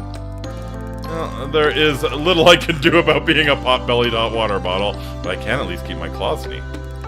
I have obviously hurt her feelings. Maybe the descriptions weren't that flattering now I think about it. Maybe I could help with that. Go on. How would I give you a manicure? Well, it can't hurt, I suppose. Tomorrow, then. I'll be here on my lunch break. You know, Snoots, you are the most beautiful aristocratic cat on this island. Well, the competition is hardly what one would call worthy.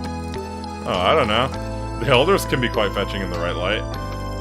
In spite of all her efforts to hide it, I catch the glimmer of a smile before she curls up to sleep.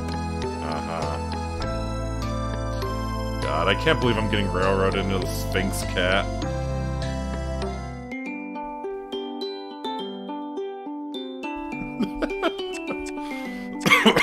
God help me. God help me.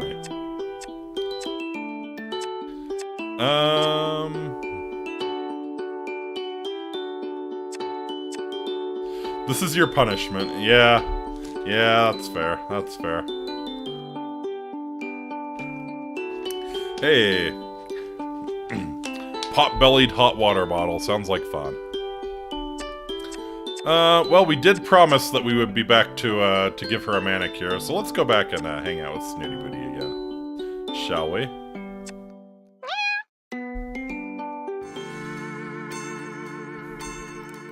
Hey, Snoots! Fancy seeing you here! Really? This is my spot, human. I'm often to be found here. I let it go because I'm so excited about what I've brought. Like a Dremel tool? Grinder? Pick a hand! I hold my fist out in front of Snooty Booty. Oh, a game. How merry. She stretches out her paw in the direction of my left hand. Ta-da! I open it to reveal a piece of coarse stone that I cut up in the lab. Oh, what a lovely rock you have there. It's coarse stone. I thought it would work well as a nail file. Oh, what a clever thing you are. It's not even the best bit. Look! I open the other fist to reveal my fantastic find. Oh my, what is that thing? It's nail polish! I found it in the lab. Oh! You can paint a cat's claws? I guess there's nothing stopping you. I have no idea who it could belong to, and honestly I don't like to think too much about it, but I figured I could borrow it for one short hour without anybody missing it. Probably the professors. And this looks like just your color. I squint at the bottom of the bottle. It's called Desire. Oh god. I'm not a fan of the portrait. I'm not a fan of the portrait right now. I raise my eyebrows at the Sphinx. Oh, nail polish, you say? Show me, human. Suddenly seems more interested. I thought I could try giving you a salon-style manicure befitting a lady. Most sweet of you. Now, shall we sort the snacks and drinks first? Yep, that's real cat hours here. Well, I came straight from work, so I didn't really... be gone! Oh. Never mind, it won't take you more than a moment to fetch a coconut, and then we shall begin. Can't believe I'm actually doing her bidding. You have to hand it to her. That air of entitlement certainly gets her what she wants. I'm back quickly and out of breath. Within minutes, we settle into our session. Tell me if this feels at all uncomfortable, Snoots. I've never done this before, so guidance would be most helpful. It's surprisingly satisfying. I can see why other cats might engage in the process of scratching at trees and rocks. Always thought they were hunting for termites like little scavengers. Next foot. I finished your hind legs and I'm on the final front paw. The stone works really well. Did I tell you how I cut it in the lab? I don't believe you did. How does this nail polish work? Is it like paint? I don't believe you did. I don't believe I care. I ignore her rudeness. Exactly. Paint it on, wait for it to dry. I've never painted someone's nails before, so this will be a new experience for both of us. I open the bottle and make the first stroke. Try to keep it still as possible. I think you'll find I am statuesque in my stillness. Your hand is less so. I know, sorry. Your nails are just so tiny. I'm trying to color within the lines. Is this something people actually do? Do they actually paint their cat's claws? What lines? Never mind, it's a human thing, I guess. Not sure I care for the smell of this nail polish. Really? I quite like it. Reminds me of pear drops. Getting... Snoots, give me this. I need to get high off my ass, at least a little bit to deal with this. Off what? Oh, sorry, another human thing. Wow, look though, your paws look fantastic. The long, sleek talons are glinting shiny red in the sunlight. Of course, picked red. Oh my, I am spectacular! Aha! Oh, she's into it. She extends her claws momentarily and presses them into my arm. Not enough to puncture the skin, but if I tried to move, it would hurt. For the first time, I appreciate what lethal weapons they could be. I must keep that in mind. So, come on then. I take out my catalog. Come on, what? Pose for the camera. Oh, goodness. I didn't realize this was going to be a photographic session also. How exciting. Yes, well, I'm going to have to remove that varnish before I go. So I thought it would be nice for you to have a photo. Remove it? Man, you're really going to hate the smell of the nail polish remover. Sphinx Cat looks appalled. Whatever for? Oh, Snoots, I'm sorry, didn't I say? I can't leave it on you permanently. It would impede the natural retraction of your claws. That is a good point. That is a good point. It would actually cause some trouble. Yeah. And then I shall leave them extended. You can't do that. Her expression darkens. I beg your pardon? Thought for a moment I heard you tell me what I can't do. Surely I was mistaken. Yeah. Yeah, compromise. No, Snoots, you heard me perfectly well. Must insist that you allow me to remove it. Insist? Her forehead wrinkles with a raised eyebrow. I need to tread carefully here. Ask your permission. Please, may I remove the varnish now? It simply does not make sense. Why do it in the first place? I know how much you enjoy things like this. Pampering. Thought it would be a fun thing for us to share. You had fun, didn't you? Well, yes. But I certainly wouldn't have had I known you were simply doing it to taunt me. I'm doing it to taunt you, Boots. She seems genuinely upset. I'm sorry. It's an awkward little standoff, her eyeing the rubbing alcohol, me eyeing her claws. I rack my brains to think of a way to compromise with her. Perhaps if I tried appealing to her sense of style? I wonder if you'd like to try something. Don't know why I didn't do it in the first place, actually. I'm so forgetful sometimes. You're wittering! Well, just before I came to the island, there was a craze sweeping the fashion world. Until I've caught her attention. I read all about it in Bon Vivant magazine. Go on. It's a French thing, apparently. Snooty Booty cocks her head to the side. It's called, the Pinky Flick.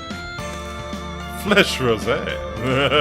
She's going for it. I feel encouraged. I'm thinking on my feet. All the celebrities are doing it. Doing what? Having their pinky nail painted while the other nails are left natural. Ah, okay. Just one nail. Looks intrigued. Yes, it really does look so striking and a la mode. Show me. Bullseye. I go to take Snooty's paw in mine, but she snatches it away. No, show me. What do you think she means? Then the penny drops. She wants me to paint my own pinky nail with desire. Gladly. Suppose I should have expected Snooty Booty to attempt to groom me at some point. Yes, a lot of grooming going on here. Here goes. Swipe some of the bright red polish on my left pinky. What do you think? Looks a la mode, right? I hold my pinky finger to the corner of my mouth coyly. Okay. Got the Dr. Evil. Got the Dr. Evil going on with the Sphinx cat. Wonderful. Well, I suppose it does look rather fetching. I'll make a deal with you, human. I will wear my nails a la mode if you promise to keep yours painted for the rest of your stay here. It's a deal. I doubt that such a tiny amount of varnish will cause her too much harm. It will come off naturally quite soon anyway. Mine, on the other hand, is going to be more permanent. Can't wait to explain this to Professor Popper.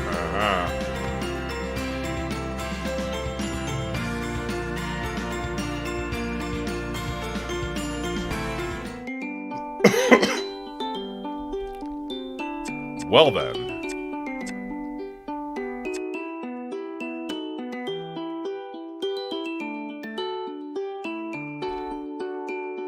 So I think at the start they told you once you finish up your research, the weekends, so we'll do everything else first before finishing the research. Research 12. Only got to organize a few samples from previous field trips. Well, let's go on a field trip with the professor.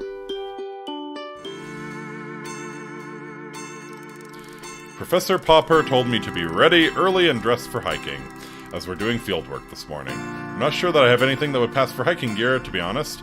Some sturdy shoes would be good. Oh well, lab coat and trainers it is then, as usual. Message from the professor lights up my catalog. Set to go. I'm waiting outside my tent. Ah, Felix, are you ready for our field work today? Yes, of course, Professor. May I ask where we're going?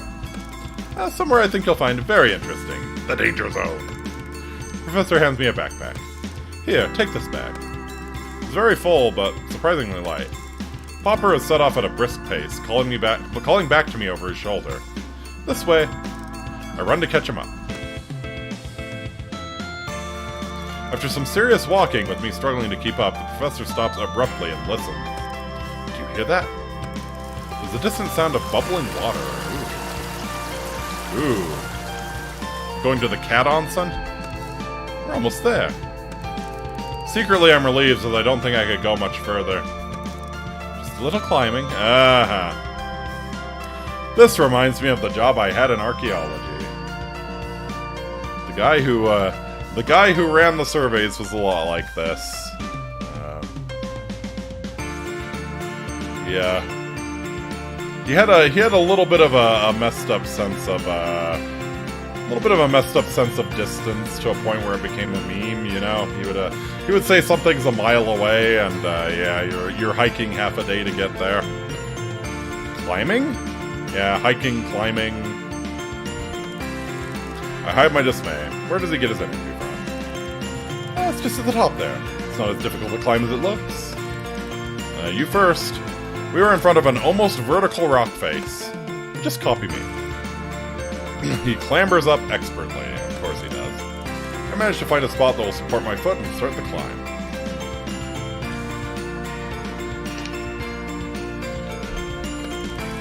I make little progress before slipping and falling flat on my bum. I try again. This time I take it slow. Again I fall. What happened to the benefits of catification the others keep going on about? The professor notices I'm having trouble and holds a hand out for me. I manage to climb up just enough to take hold of him, and he lifts me the rest of the way. His strength is impressive. Curious, even. He is the alpha cat. Not a fan of climbing, eh? Can't say I've done much of it, Professor. Come along, then. I can get you there. Oh, Professor's gonna get me there. He pretty much pulls me all the way to the top and leads me to the entrance of a small cave. The sound of running water is very loud now. I instantly see why. A natural spring has cut its way through the rock and created a beautiful cascade of sparkling clear water. Looks delicious. Giardia. I kneel down without thinking and begin to drink. It tastes amazing. As I come up for breath, I see the professor looking at me with suspicion. You should know better. It's never wise under any circumstances to ingest something that is unproven, but here, on this island, it would be prudent to exercise more caution than usual. I feel embarrassed at my lack of consideration. Yes, of course, Sort. Is he going to give you one of his last Pokeballs? I think he's going to put me in one of his last Pokeballs, more likely. He's a little more sinister than good old Professor Oak, I think. I felt so thirsty it looked so good. I do understand. Many have made the same error. Fortunately for you, this is tried and tested for safe consumption. It's good, don't you think? My body suddenly feels re-energized, like I could climb any wall. It's incredible. I feel fantastic. What's in it? Oh, PCP, good chap. We don't know. That's why we're here. We need more samples. We've been studying this water for months now. We still know very little about it. Check your bag. Open my bag. It's full to the brim with empty plastic bottles. Gotcha. We'll need to fill all of these with water. We're going to need as much as we can carry. I do as he says. By the time all the bottles are full and back in my bag, it weighs a ton, but I feel like I can lift anything. The effect of the water is powerful. God, it is PCP. The professor has also packed his own rucksack with bottles. That should do us for now. Let's get these back. You got up the wall. Can you get down the wall safely, encumbered as you are? As we make our way down the rock face and back to camp, I have no problem keeping up with the professor. I feel I could run all the way. Yep. However, as we get closer to home, I start to feel the effect wear off. My bag becomes unbearably heavy. The final limp into camp is torture. I need to rest.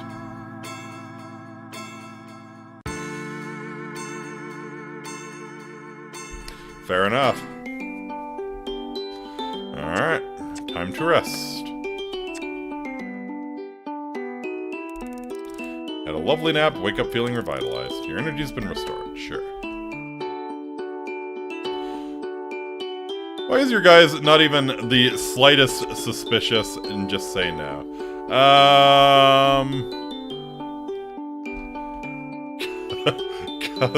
Because it wouldn't be much of a game otherwise. I mean, you do have options at the start to just nope out. Alright, recon.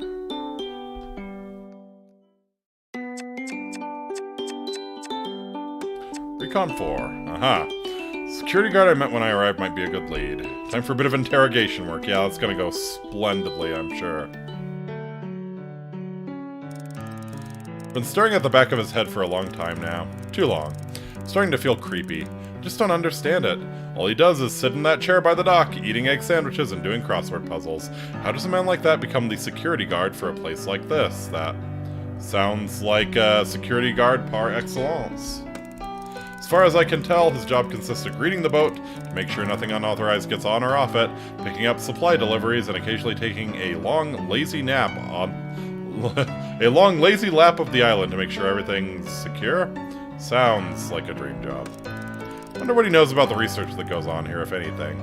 Doesn't seem to be interested, regardless. I decide it's time to get to know this island bouncer and go to join him at the dock. I sit next to Zane, me on the sand, him in that chair.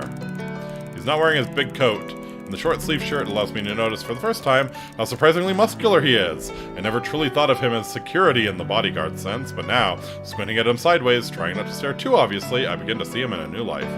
Hey, he's awake, count your blessings, indeed. I pluck up the courage to talk. Hey Zane, how are you? Are you trying to start a conversation? That's pretty suspicious. Are you on drugs? Have you been drinking, sir? Have you been drinking? Do you have anything in the trunk of your car that I should know about? He says this without looking up from his crossword puzzle. I suppose I am, yes. I don't get to chat to humans much in my job. Research Assistant 125. He rolls the words out like he's reading them. Oh, yes. I guess that's me. So what does the number stand for, anyhow? Oh, the previous 124 met horrible ends. You don't know? He asks monotonously, eyes still glued to his crossword puzzle. No, actually, to be honest, Zane, I don't know much at all. There's a definite lack of intel sharing on this project. Which project would that be? This one? The whole research project that's going on?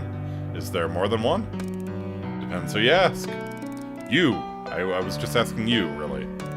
I don't understand your job. I don't need to. I don't care about things. I don't need to. Yep. What a security guard. What do you care about? Zane looks at me for the first time.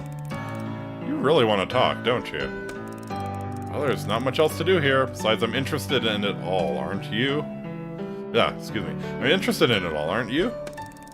My interests consist of what's for dinner and when the next puzzle book's coming. When's it coming? You get it delivered? My paycheck! Yeah, exactly. That's what he's interested in. Comes with the mail. He's back to not looking at me again. The mail?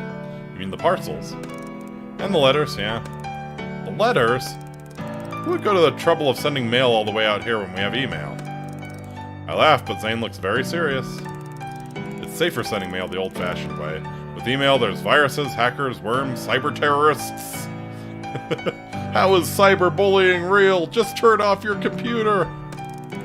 I get the feeling he's not very tech-savvy. Yeah, but anyone can open and read a letter, right? Not if I'm around. Besides, who would suspect that something important would be in a fragrant pink envelope? There's an awkward silence. Of course, being my usual socially inept self, I'm desperate to fill it. Need any help with that crossword? I'm pretty good. I can even do the cryptic puzzle in the Daily Inquirer. The line usually gains me a little kudos, but Zane simply ignores me. I decide to just come out and say what's on my mind. I mean, it can't make things more awkward than they already are. Yeah, at a certain point you reach diminishing returns of awkwardness. I wish I didn't know that. I wish I didn't know that firsthand.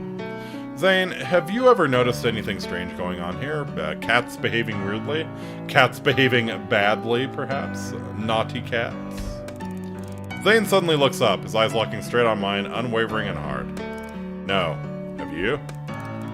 Well, not exactly, but... He's looking at me properly for the first time since we met. I've definitely captured his attention, but I'm too nervous to follow through. I'm just being silly. The lack of human company gets to me. Gives me daft ideas. Such as?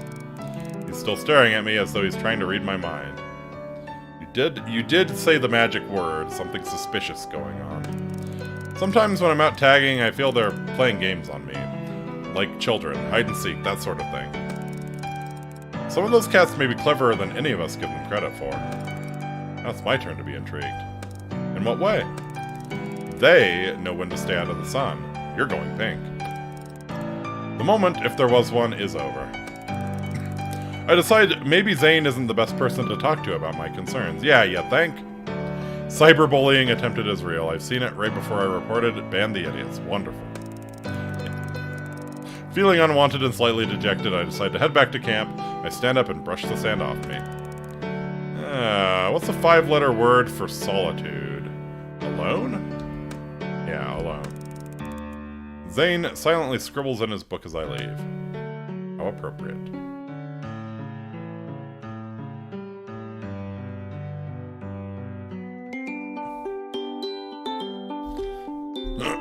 Alright, let's, against our better judgment, let's, continue on with Snooty Booty here.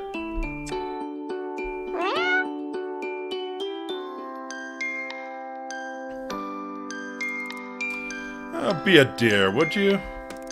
Snooty Booty is in the habit now of holding out a limp, manicured paw for me to massage. I resignedly oblige. Oh, man. Literally pussy whipped. Oh, do you know, that reminds me, I have something for you. Something for me? Something for me? Something precious? Please, master. Oh, look at you with your mouth agape. Do close it, you'll embarrass us both. I'm sorry. Just didn't expect you'd ever think of me when I'm not with you. Ha! You do make me laugh, human. Oh my, are you serious? Well, I'll have you know I think of you a great deal. You are my most faithful subject, don't you know? Now, if you want your gift, carry me further down the beach, and I'll show you where I hid it. Wonderful. Cradling the hairless cat like a baby, I stroll barefoot along the beach. Snooty Booty directs me with a wave of her paw every now and then. After a while, she loudly commands that I stop and put her down. At least it'll be skin on skin, true. Yeah. Yep. No hairballs for me.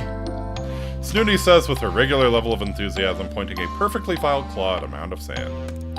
I buried it. I suppose you want me to dig it up then, eh, Boots?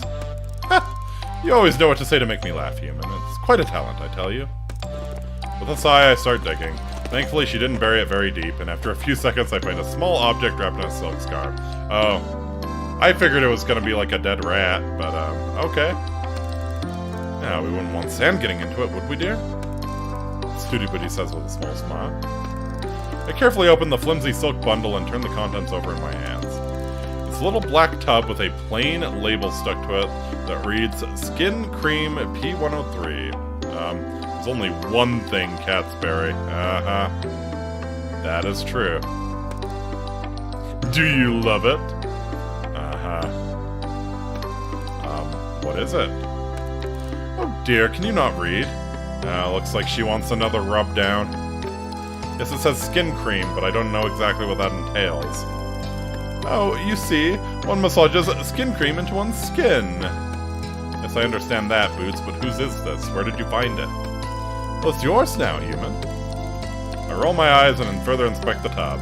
It's very small and plain, with no cosmetic logo or name to be found. I pop open the plastic lid, and sure enough, it's full to the brim with goop. Well, better than being full to the brim with something else cats bury. I scoop some out with my index finger and smell it. Smells disgusting, like bin juice or something. Aha, yes, let me rub this all over you, cat. Boots, can't put this on my skin. It'll attract all sorts of bugs and wildlife. Oh, come now, we must suffer for our beauty, mustn't we? What is in this stuff? Booty, where did you get it from? All I ask is that you try some on your skin and tell me you don't see instant results. Oh, Snooty, have you been using this stuff? Of course. Without knowing where it's come from? But I know exactly where it has come from. Well then, will you please let me in on the secret? Oh, calm down, human. You'll give yourself more wrinkles. Let's take a moment to ponder how my generosity in giving you a thoughtful gift has developed into you interrogating me in such a brutish manner. I take a deep breath. Snooty Booty, I do apologize and thank you sincerely. Of course I am touched by your generosity and consideration. However, I am also quite concerned for your welfare. Did you take this thing from the lab? Oh no, not at all. Thank goodness. I took it from the stockpile behind the lab, where the fire pits are. You mean the incinerators? Snooty, did you take this from the toxic waste bins? I have no idea what they're called, but they routinely give forth the most incredible produce. Waste is indeed a fitting word. I think you'll find toxic is the objective word in that title, Snoots. The contents of those bins are meant to be burned. Why are they burning skin cream? I further scrutinize the tub and conclude that it really is some kind of beauty product. This makes no sense. Actually, Princess, this is a fantastic present. I'm going to take it right now for further examination. Thank you so much for this. Well, finally, a little gratitude. I am very grateful. Well, you can report back to me with how splendid you look after a few applications. Oh, I will. One thing though, Snooty, just to be clear, have you been using this? But of course. I wouldn't recommend something without trying it myself first. And no problems? As you can see, human, my skin is as smooth and clear as porcelain. Yes, so why incinerate it? Speak up, human, you're mumbling. Nothing, Snooty. Just need your word that you will not use any more products that you find near the lab again, okay? Oh, I see your game, human. You want to be the fairest of them all, eh? No, that's not it. Not it, you dumb cat. Very well, human. I shall go au natural for a while, and you will see how, without even a touch of skin cream, I am still as radiant as a star. Wonderful. Oh, okay, Snooty. Challenge accepted? Indeed. Wonderful. Yes! New unlocks. Slay, queen. No.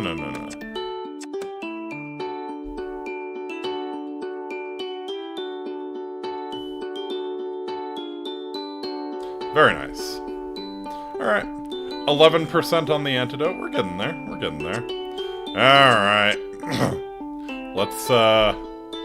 Let's make Snooty Booty our cat girlfriend, shall we?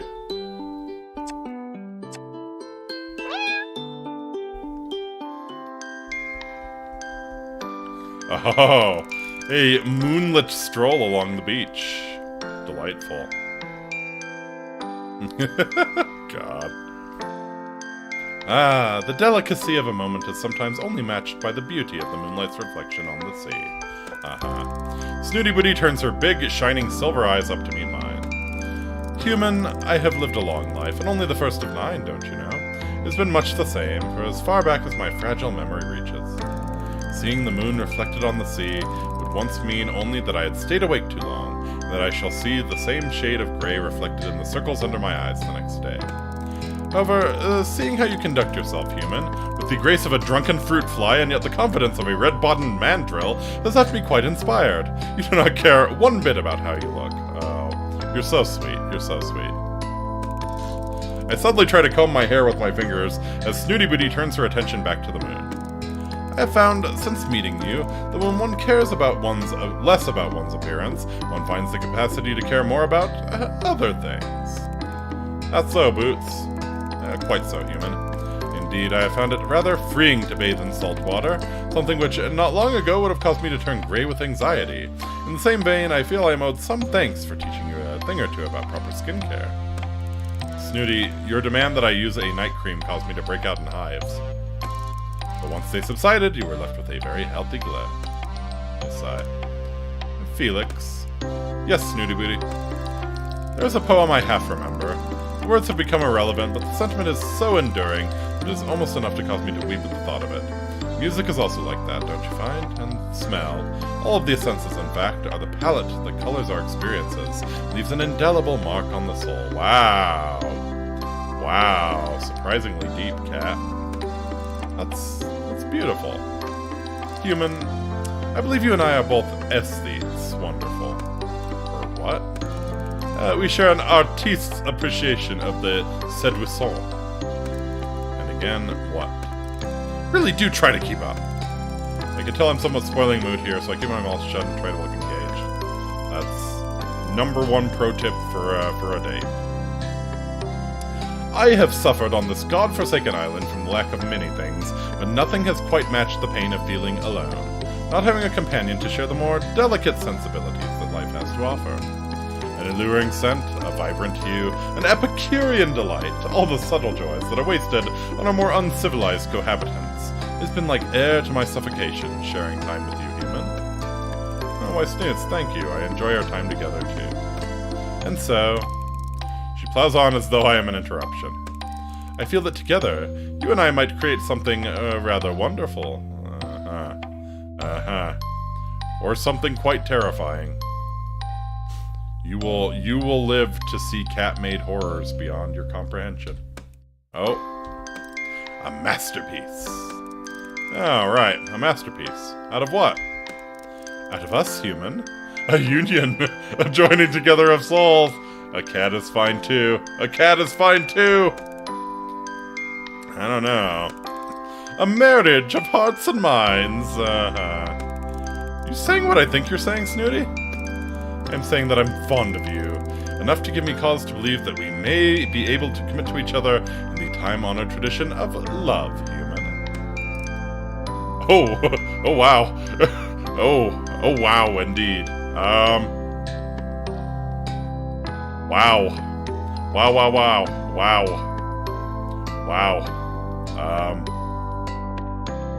What are we thinking here? What do we think here? Do we, Are we going with Sphinx Waifu?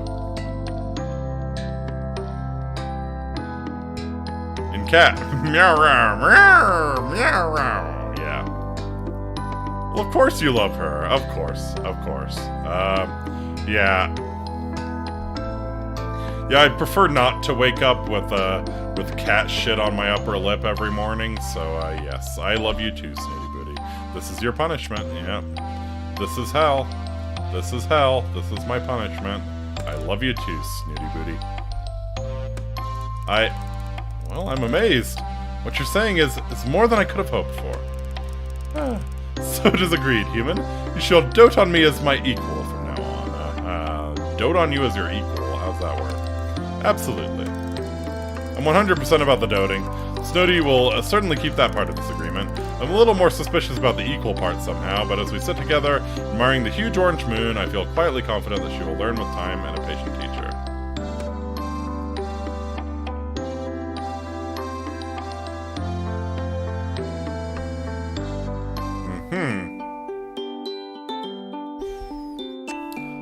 Terrifying. Absolutely terrifying. Who the hell made this game? That's a great question. Why are they allowed to roam freely?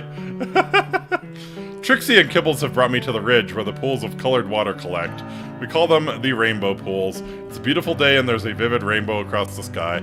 Kibbles is over the other side from me, shouting. Yeah. Sorry, human, we have to push you off. Them's the rules.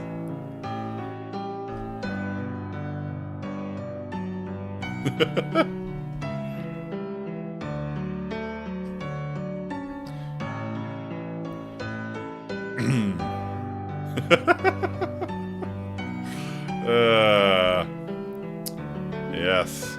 Your free trial of life has ended, human. We know what you did with Snooty Booty.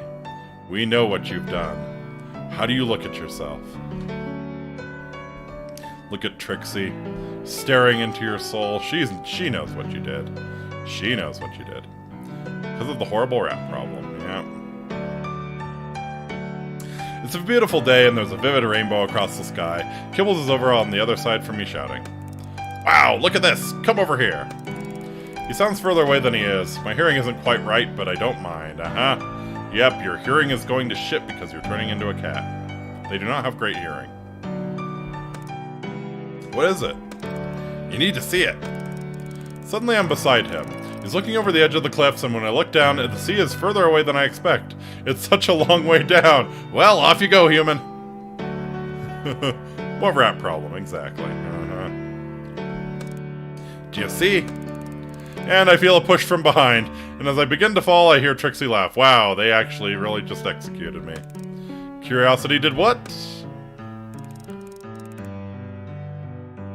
I'm not falling at all. I'm floating, light as a feather. Fly, little bird, fly away home! This is the best feeling ever. I'm going higher now, up towards the rainbow. I'm going to touch it. Dude, are you nuts? Cat's hearing is like radar. I don't know. I'd heard it's not the best. I heard it's not the best. Maybe, yeah, maybe I'm misremembering, but I seem to recall reading, yeah, the hearing is not amazing. But I could be wrong. I could definitely be wrong. I'm going to touch the rainbow. Mind you don't get scorched by the sun, Icarus. I feel myself being shaken. It's not that it can't hear you, it's that it's ignoring you. Yeah, that's probably it. That's probably it. The hearing is just fine, they just choose not to hear you. Homie, you really ought to go in now. It's too hot out here to sleep. I'm in the patch of scrub grass beside my tent. I was having just a moment of shut-eye in the sun, but I must have fallen asleep. Oh, thank you, Trixie. I smile at the calico cat as I surreptitiously scratch at the prickly heat on my legs. Thanks, Trixie. You're a real one. My man should have never drank the stuff yeah, the doc gave him. He's still back in that cave. Yeah, I think you're right. Alright. Do some recon. Find out about the skin cream. I'm worried about the skin cream Snooty found. Feel a lot better if I took some time to analyze it. If Snooty Booty found the skin cream out by the incinerator, that raises a lot of questions. Why are there cosmetics here in the first place?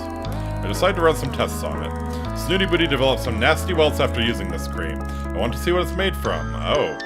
I have a feeling this is not something the professor would want me to be poking around in, so I've come to the lab late at night to make sure I don't get any unwanted attention. Quickly able to identify a number of common natural skincare ingredients, like shea butter and chamomile, but there are some other components that I can't immediately identify. What else could be in this stuff? I run the sample through the database of organic compounds to see if there are any matches. There are. cat urine? I better not share that little discovery with Snooty Booty. I decide to check for any clues out by the incinerators. Maybe I can find out a little more about where these things are coming from. At the back of the tent area are a couple of large pits that are for the disposal of harmful waste from the lab. There's nothing incinerating right now, so I can dig around a little in the smoldering ashes. I'm tentatively moving the debris around with a stick. So far it seems to be just soot and cinders, no clues. Suddenly, the silence is disrupted by the sound of someone entering the lab. I make myself scarce by crawling around the far side of a nearby bush. As luck would have it, I happen to have ended up at an ideal vantage point to be able to see into the lab through a gap in the canvas. Oh, the ferryman. Two men enter with a large crate. I recognize them as the ferryman and his son. Professor Popper is with them. He directs them to place the crate on the worktop. The professor reaches in and brings out a small tub that looks identical to the one Snooty Booty found. My guess is that this is the next batch in for testing. The professor stops what he's doing abruptly and looks at his catalog. I presume he's receiving a phone call. He dismisses the two men with a wave of his hand. As soon as they're gone, he returns his attention to the catalog. He looks anxious as he speaks. Yes, they've just been delivered. I shall make a start first thing tomorrow morning. Yes, madam. I certainly will, madam. With all due respect, I do understand the urgency, but I'm sure you understand the need for thoroughness. Don't pay the ferryman. Don't even... yeah. No, we have already paid the ferryman. We have already paid the ferryman, unfortunately.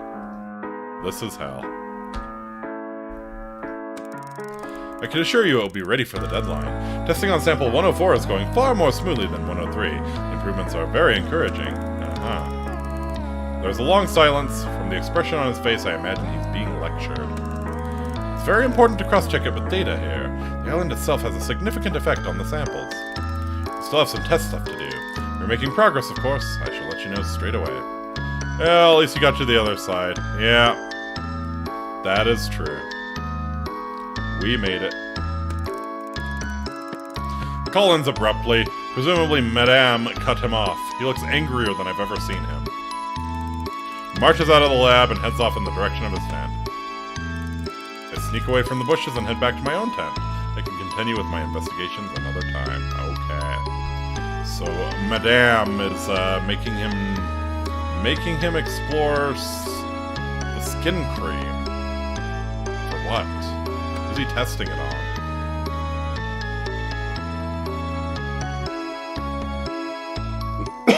All questions that will hopefully be answered. Alright. Ready to leave? Once you complete your research, your time on Cat Island will come to an end. Have you seen everything you wanted to see? Yeah, I guess so.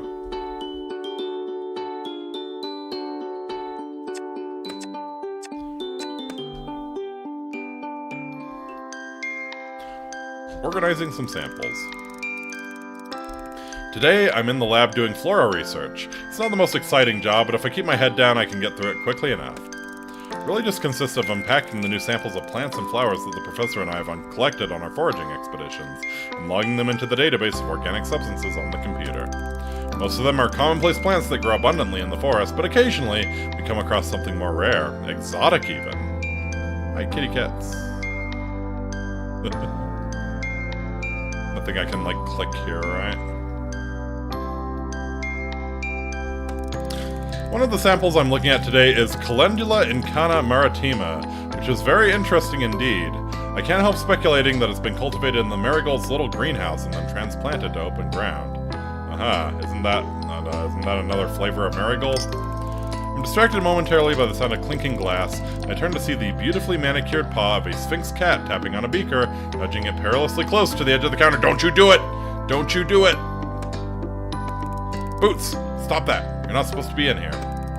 She laughs as though I've told a joke. Ah, it's a frightfully pretty flower. Calendula incana maritima, if I'm not mistaken. You never cease to amaze me, Boots. How on earth did you know that? Why, I make it my business to know all about rare and valuable works of art. Art? Why not? It has been created like a sculpture or a painting. The marigolds are true artists in the garden. Well, that confirms it. I wondered if they had something to do with this. It's so unusual, even in its natural swampy habitat, but to have it growing here in the forest is very out of the ordinary. Yes, its properties are extraordinary too, human. Well, I'm quite new to botanical science, so I probably don't know the half of it. Why don't you fill me in? Although I'm always happy to facilitate your learning, human, I simply can't stay here a moment longer. The air is so stale, don't you find? I ignore her sideways glance and upturned nose. Let's go to the beach and drink some coconut water, and I'll tell you everything you need to know. Snoots, I'm not going anywhere until I finish this. That would be ridiculous. You can tinker about in here anytime. The sun will be gone in an hour or two. Stupid human, come play with me. My needs first. My needs first. Stop your stupid human work. I'm not tinkering, this is my job. If I don't get it done, the professor will want to know why. And explain to him you had better things to do. Snooty Booty, I won't tell you again. If he catches you here, Popper will cage you. Be careful with that flower, human. It doesn't do to inhale that fragrance too deeply. Well, fair enough. I turn to ask why and see her flounce out, knocking the beaker with a swish of her tail as she does. You did that on purpose. But she's gone, leaving me to clear up the broken glass, of course. I see. Don't inhale the flower too much. Alright. I've come to the forest to gather my thoughts. This morning I noticed another change in my appearance. Up until now it's been easy to cover up my transition. I just had to keep on top of removing the excess body hair. Do you have adorable Neko ears now? Even the stub of a tail that appeared a few days ago hasn't been a problem. Who'd see it? This new development is definitely a turning point. How am I going to explain the fact that my pupils have turned into vertical slits? Oh boy. Can't risk anyone seeing me like this, so I'm gonna hide out for a while and see what happens. It's all ogre. Here. Spread it here. The shade is perfect. He's indicating a small spot on the sand beneath a large palm tree for our midday nap. I began to spread the old blanket I've been dragging behind me. It's one I used to have on my bunk when I lived in a tent. That memory is beginning to fade a little around the edges. I still recall how conflicted I felt, though. I knew I wanted to be with Snooty, but I had a strong urge to keep working on the antidote. Eventually the decision was made for me. I found it too difficult to remember things in the lab. I kept making mistakes. Then I just sort of allowed myself to sink into my transition. It was quite gentle, and the reward was worth any problems. Yes, this bit of shade is perfect, just like you. But really, Snoots, I don't know why you need this whole thing. The sand is so soft and warm, also it creeps me out a bit. It reminds me, I think I figured out what happened to the other researchers. Yeah, no doubt. For goodness sake, Felix, you've been a cat for 5 minutes, and already you know what's best for us. May I remind you that you have fur to protect your skin, but mine is exposed and far more delicate. I suppress a giggle. Yes, of course, my love. You have skin like the wings of a butterfly. Yes, and I have no idea why that amuses you so. I'm just happy. You make me happy. Well, you could make me very happy right now. Name it. There's nothing I wouldn't do for you. You'll have to be more mindful of those rash declarations. I mean it. Just name it. Anything. Well, fortunately, I have a very kind and humble nature, so I shan't take advantage of your simplicity. All I want is that you fan me with a palm leaf. I'll look around until I can find one I can comfortably curl my tail around. It isn't nearly as easy as it used to be. But practice makes perfect, my dear. We settled down in the peace and quiet of the afternoon, me gently wafting the palm leaf over a snoozing Snoots. Just how much more blissful could life be? I'm half tempted to warn the new research assistant to just throw in the towel from the start and join us, but I suppose they have their own journey's end. I'm so glad I found mine. Aha!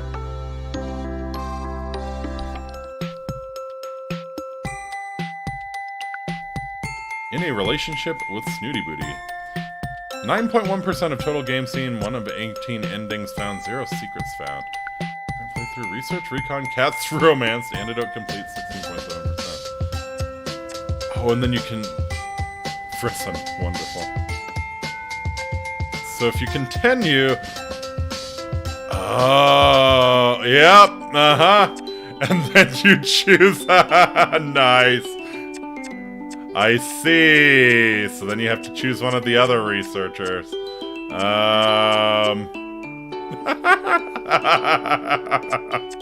Amazing. Who do we want to run with? How about this dude? Alright.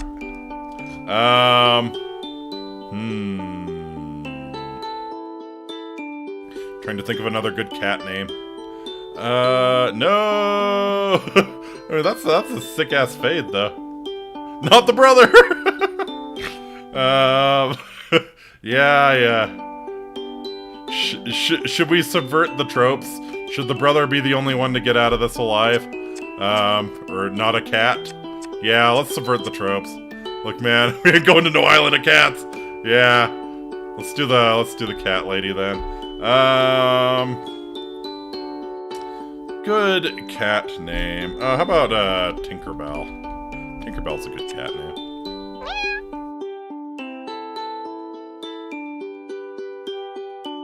Sammy, yeah.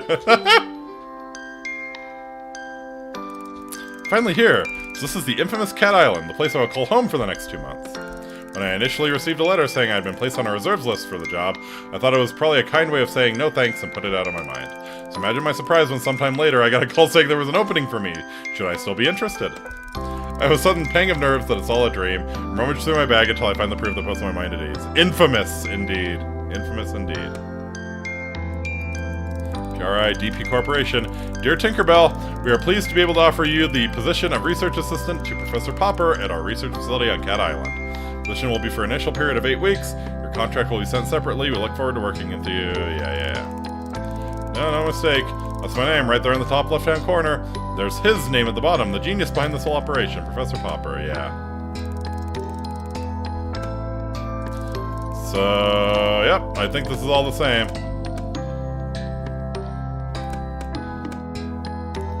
ID card? Oh, of course. Let's see. So are we number, date issue March 1st, 2017. Tinkerbell, gotcha.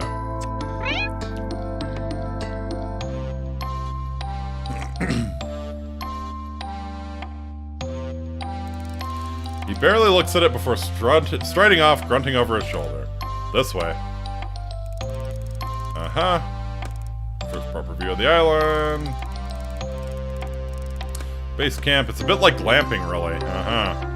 Okay, so there are some differences here. Stopped at the largest of the tents, indicating that I should go inside. As I enter, the professor looks up from his paperwork. Come in. You must be Tinkerbell. Delighted to have you on board. Thank you, sir. It's an honor to meet you. Must be exhausted after your long journey. Let me offer you some refreshment. Water, coffee, something stronger, perhaps a little whiskey. Yeah, let's, water would be great if you have some. Just some water would be great if you have some. Now, that's something we have an abundance of. There are plenty of safe natural springs on the island, but we have the bottled kind, too. I'm relieved he passes me a bottle of water. I'm not too keen to start drinking from natural water sources until I have personally checked that they're not used as cat urinals. Smart. Don't expect you to begin work until tomorrow, so I'll just give you your kit and some basic instructions, and leave you to relax for the rest of the evening. Thank you, sir. That sounds great. Okay, so first things first, basic kit. Pile of tools and equipment, standard stuff. There's the catalog. Initially designed to record and store data on the cats, but we've come a long way since then. Even a chipping pen that comes with it to tag cats so that we can keep track of them. It's an extremely valuable piece of equipment, Tinkerbell. Cannot easily be replaced, so I need you to guard it with your life if needs be. He's joking at first, but he looks so intense that I decided to take him seriously. Yes, sir, of course I will. Good. You'll get to know all the functions as you go along, but for now, I suggest we take a stroll out and see if we can't find a few cats that you can try it out on. I spend the next hour scanning cats under the watchful eye of the professor. Sure.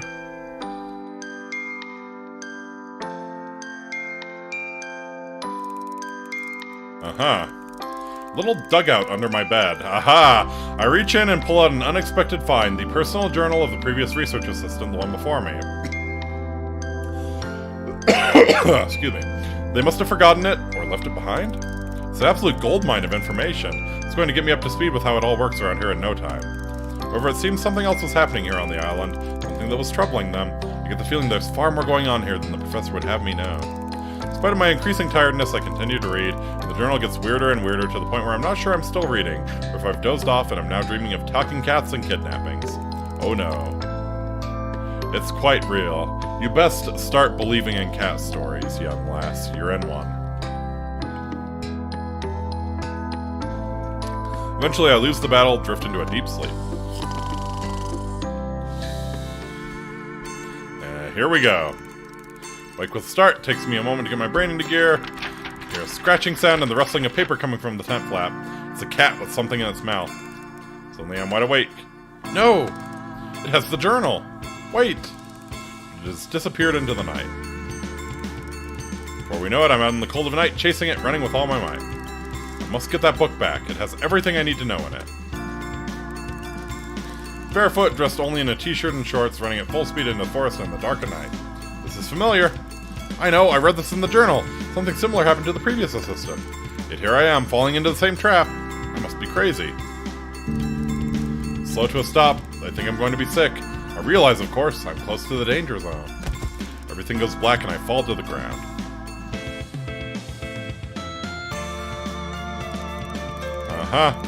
Open my eyes. A calico cat, one that I scanned yesterday, is standing in front of me. She drops the journal from her mouth. So, So Trixie is always the one who lures you out here. And gets you turned into a cat. Everybody wants to be a cat.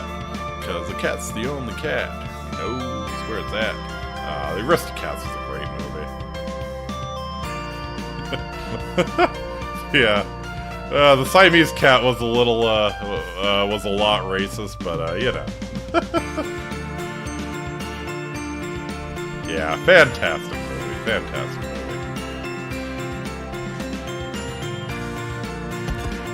Right past that.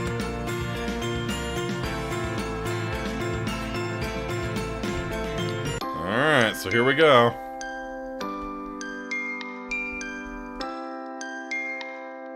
Oh, yep. There's Felix. Hello. I say, can you hear me? You okay? Here we go again. Move back a bit, let him breathe. Has it been bitten? The Sphinx cat is standing over me, staring as I open my eyes. Yes, definitely bitten. Look at its hand. Bring my hand up to my face, and through blurry vision, I can make out several deep scratches and puncture marks. The cats watch me intently. Is this real? I read something in the journal about kidnapping. Catnapping! Yeah! We're sorry, it was the only way. You stole the journal. Oh, but I gave it back to you. But why did you take it? To lure you out here, sucker! There's no need for rudeness, Kibbles. My head has begun to clear. I realize that if I can talk to these cats, not only is it all true, but it's already too late. I have the sickness. We need to have a talk, human. No, we don't. I know what's going on here. I read all about it from your last victim. Now, Kara, that's not very nice. We prefer to think of you as our champion and friend. McMurphy, you silver-tongued Irish charmer. My reputation goes before me. Oh, I know who you all are from the journal, so let's cut to the chase here. We just did that, dummy. You know what I mean. What happens now? Keep reading the notes. That will tell you all we know so far. Hang on, who are you? You're not mentioned in the journal. You figure it out. It's not my problem anymore. The new cat slinks off towards the forest area. Oh, don't worry about them. They're preoccupied elsewhere. So what do you say? You gonna help us or not? This will help the kitties. Suppose my fate is already sealed. May as well do my best to help you sort this mess out. Spoken like a true champion. Well, let's hope this one's better than the last one. I thought the last one was pretty good, actually. Of course he did. Unfortunately, they didn't get very far with discovering an antidote or what happened to our friends. Catalog starts beeping. Oh, my alarm. I have to get to work. Go. And thanks from all of us.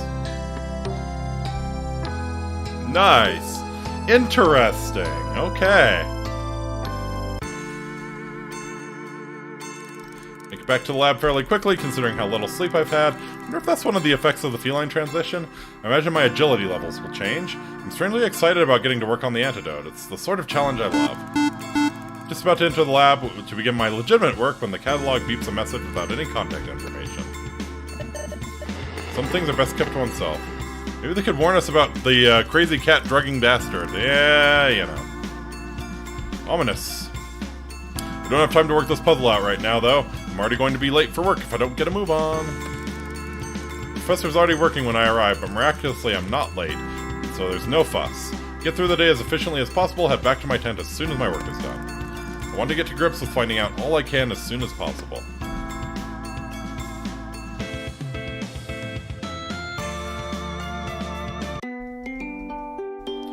Alright. Fascinating stuff. Fascinating stuff. So, I think I'm going to leave it off here. My voice is starting to give out. More depth than I was expecting. It's not just the crazy cat dating game. But yeah, I think that's gonna do it for me tonight. I appreciate you all being out. Get some OJ. OJ. I don't know if that sounds good. I don't know if acids sound good right now. And cold medicine. Yeah. We'll definitely get some vitamin C somehow. That's a good call for sure. Yeah, I don't know. OJ sounds, my throat feels a little raw, so I don't know if OJ sounds amazing, but, yeah. Get ahead of it. Yep. That is very solid advice. Very solid advice. So yeah.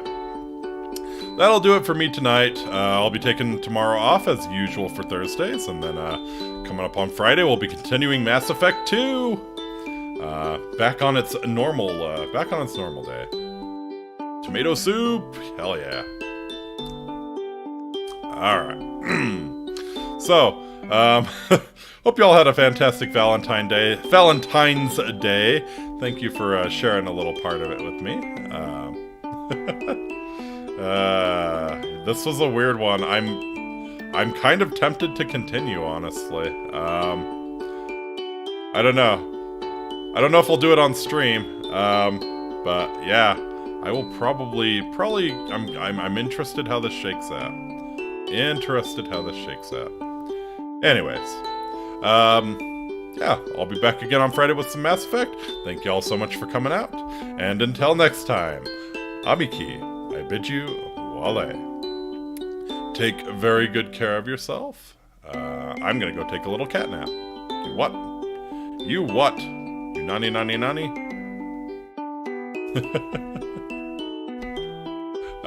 Yep. Catch y'all later. Catch y'all Friday. Good night. Happy Valentine's Day. Mwah!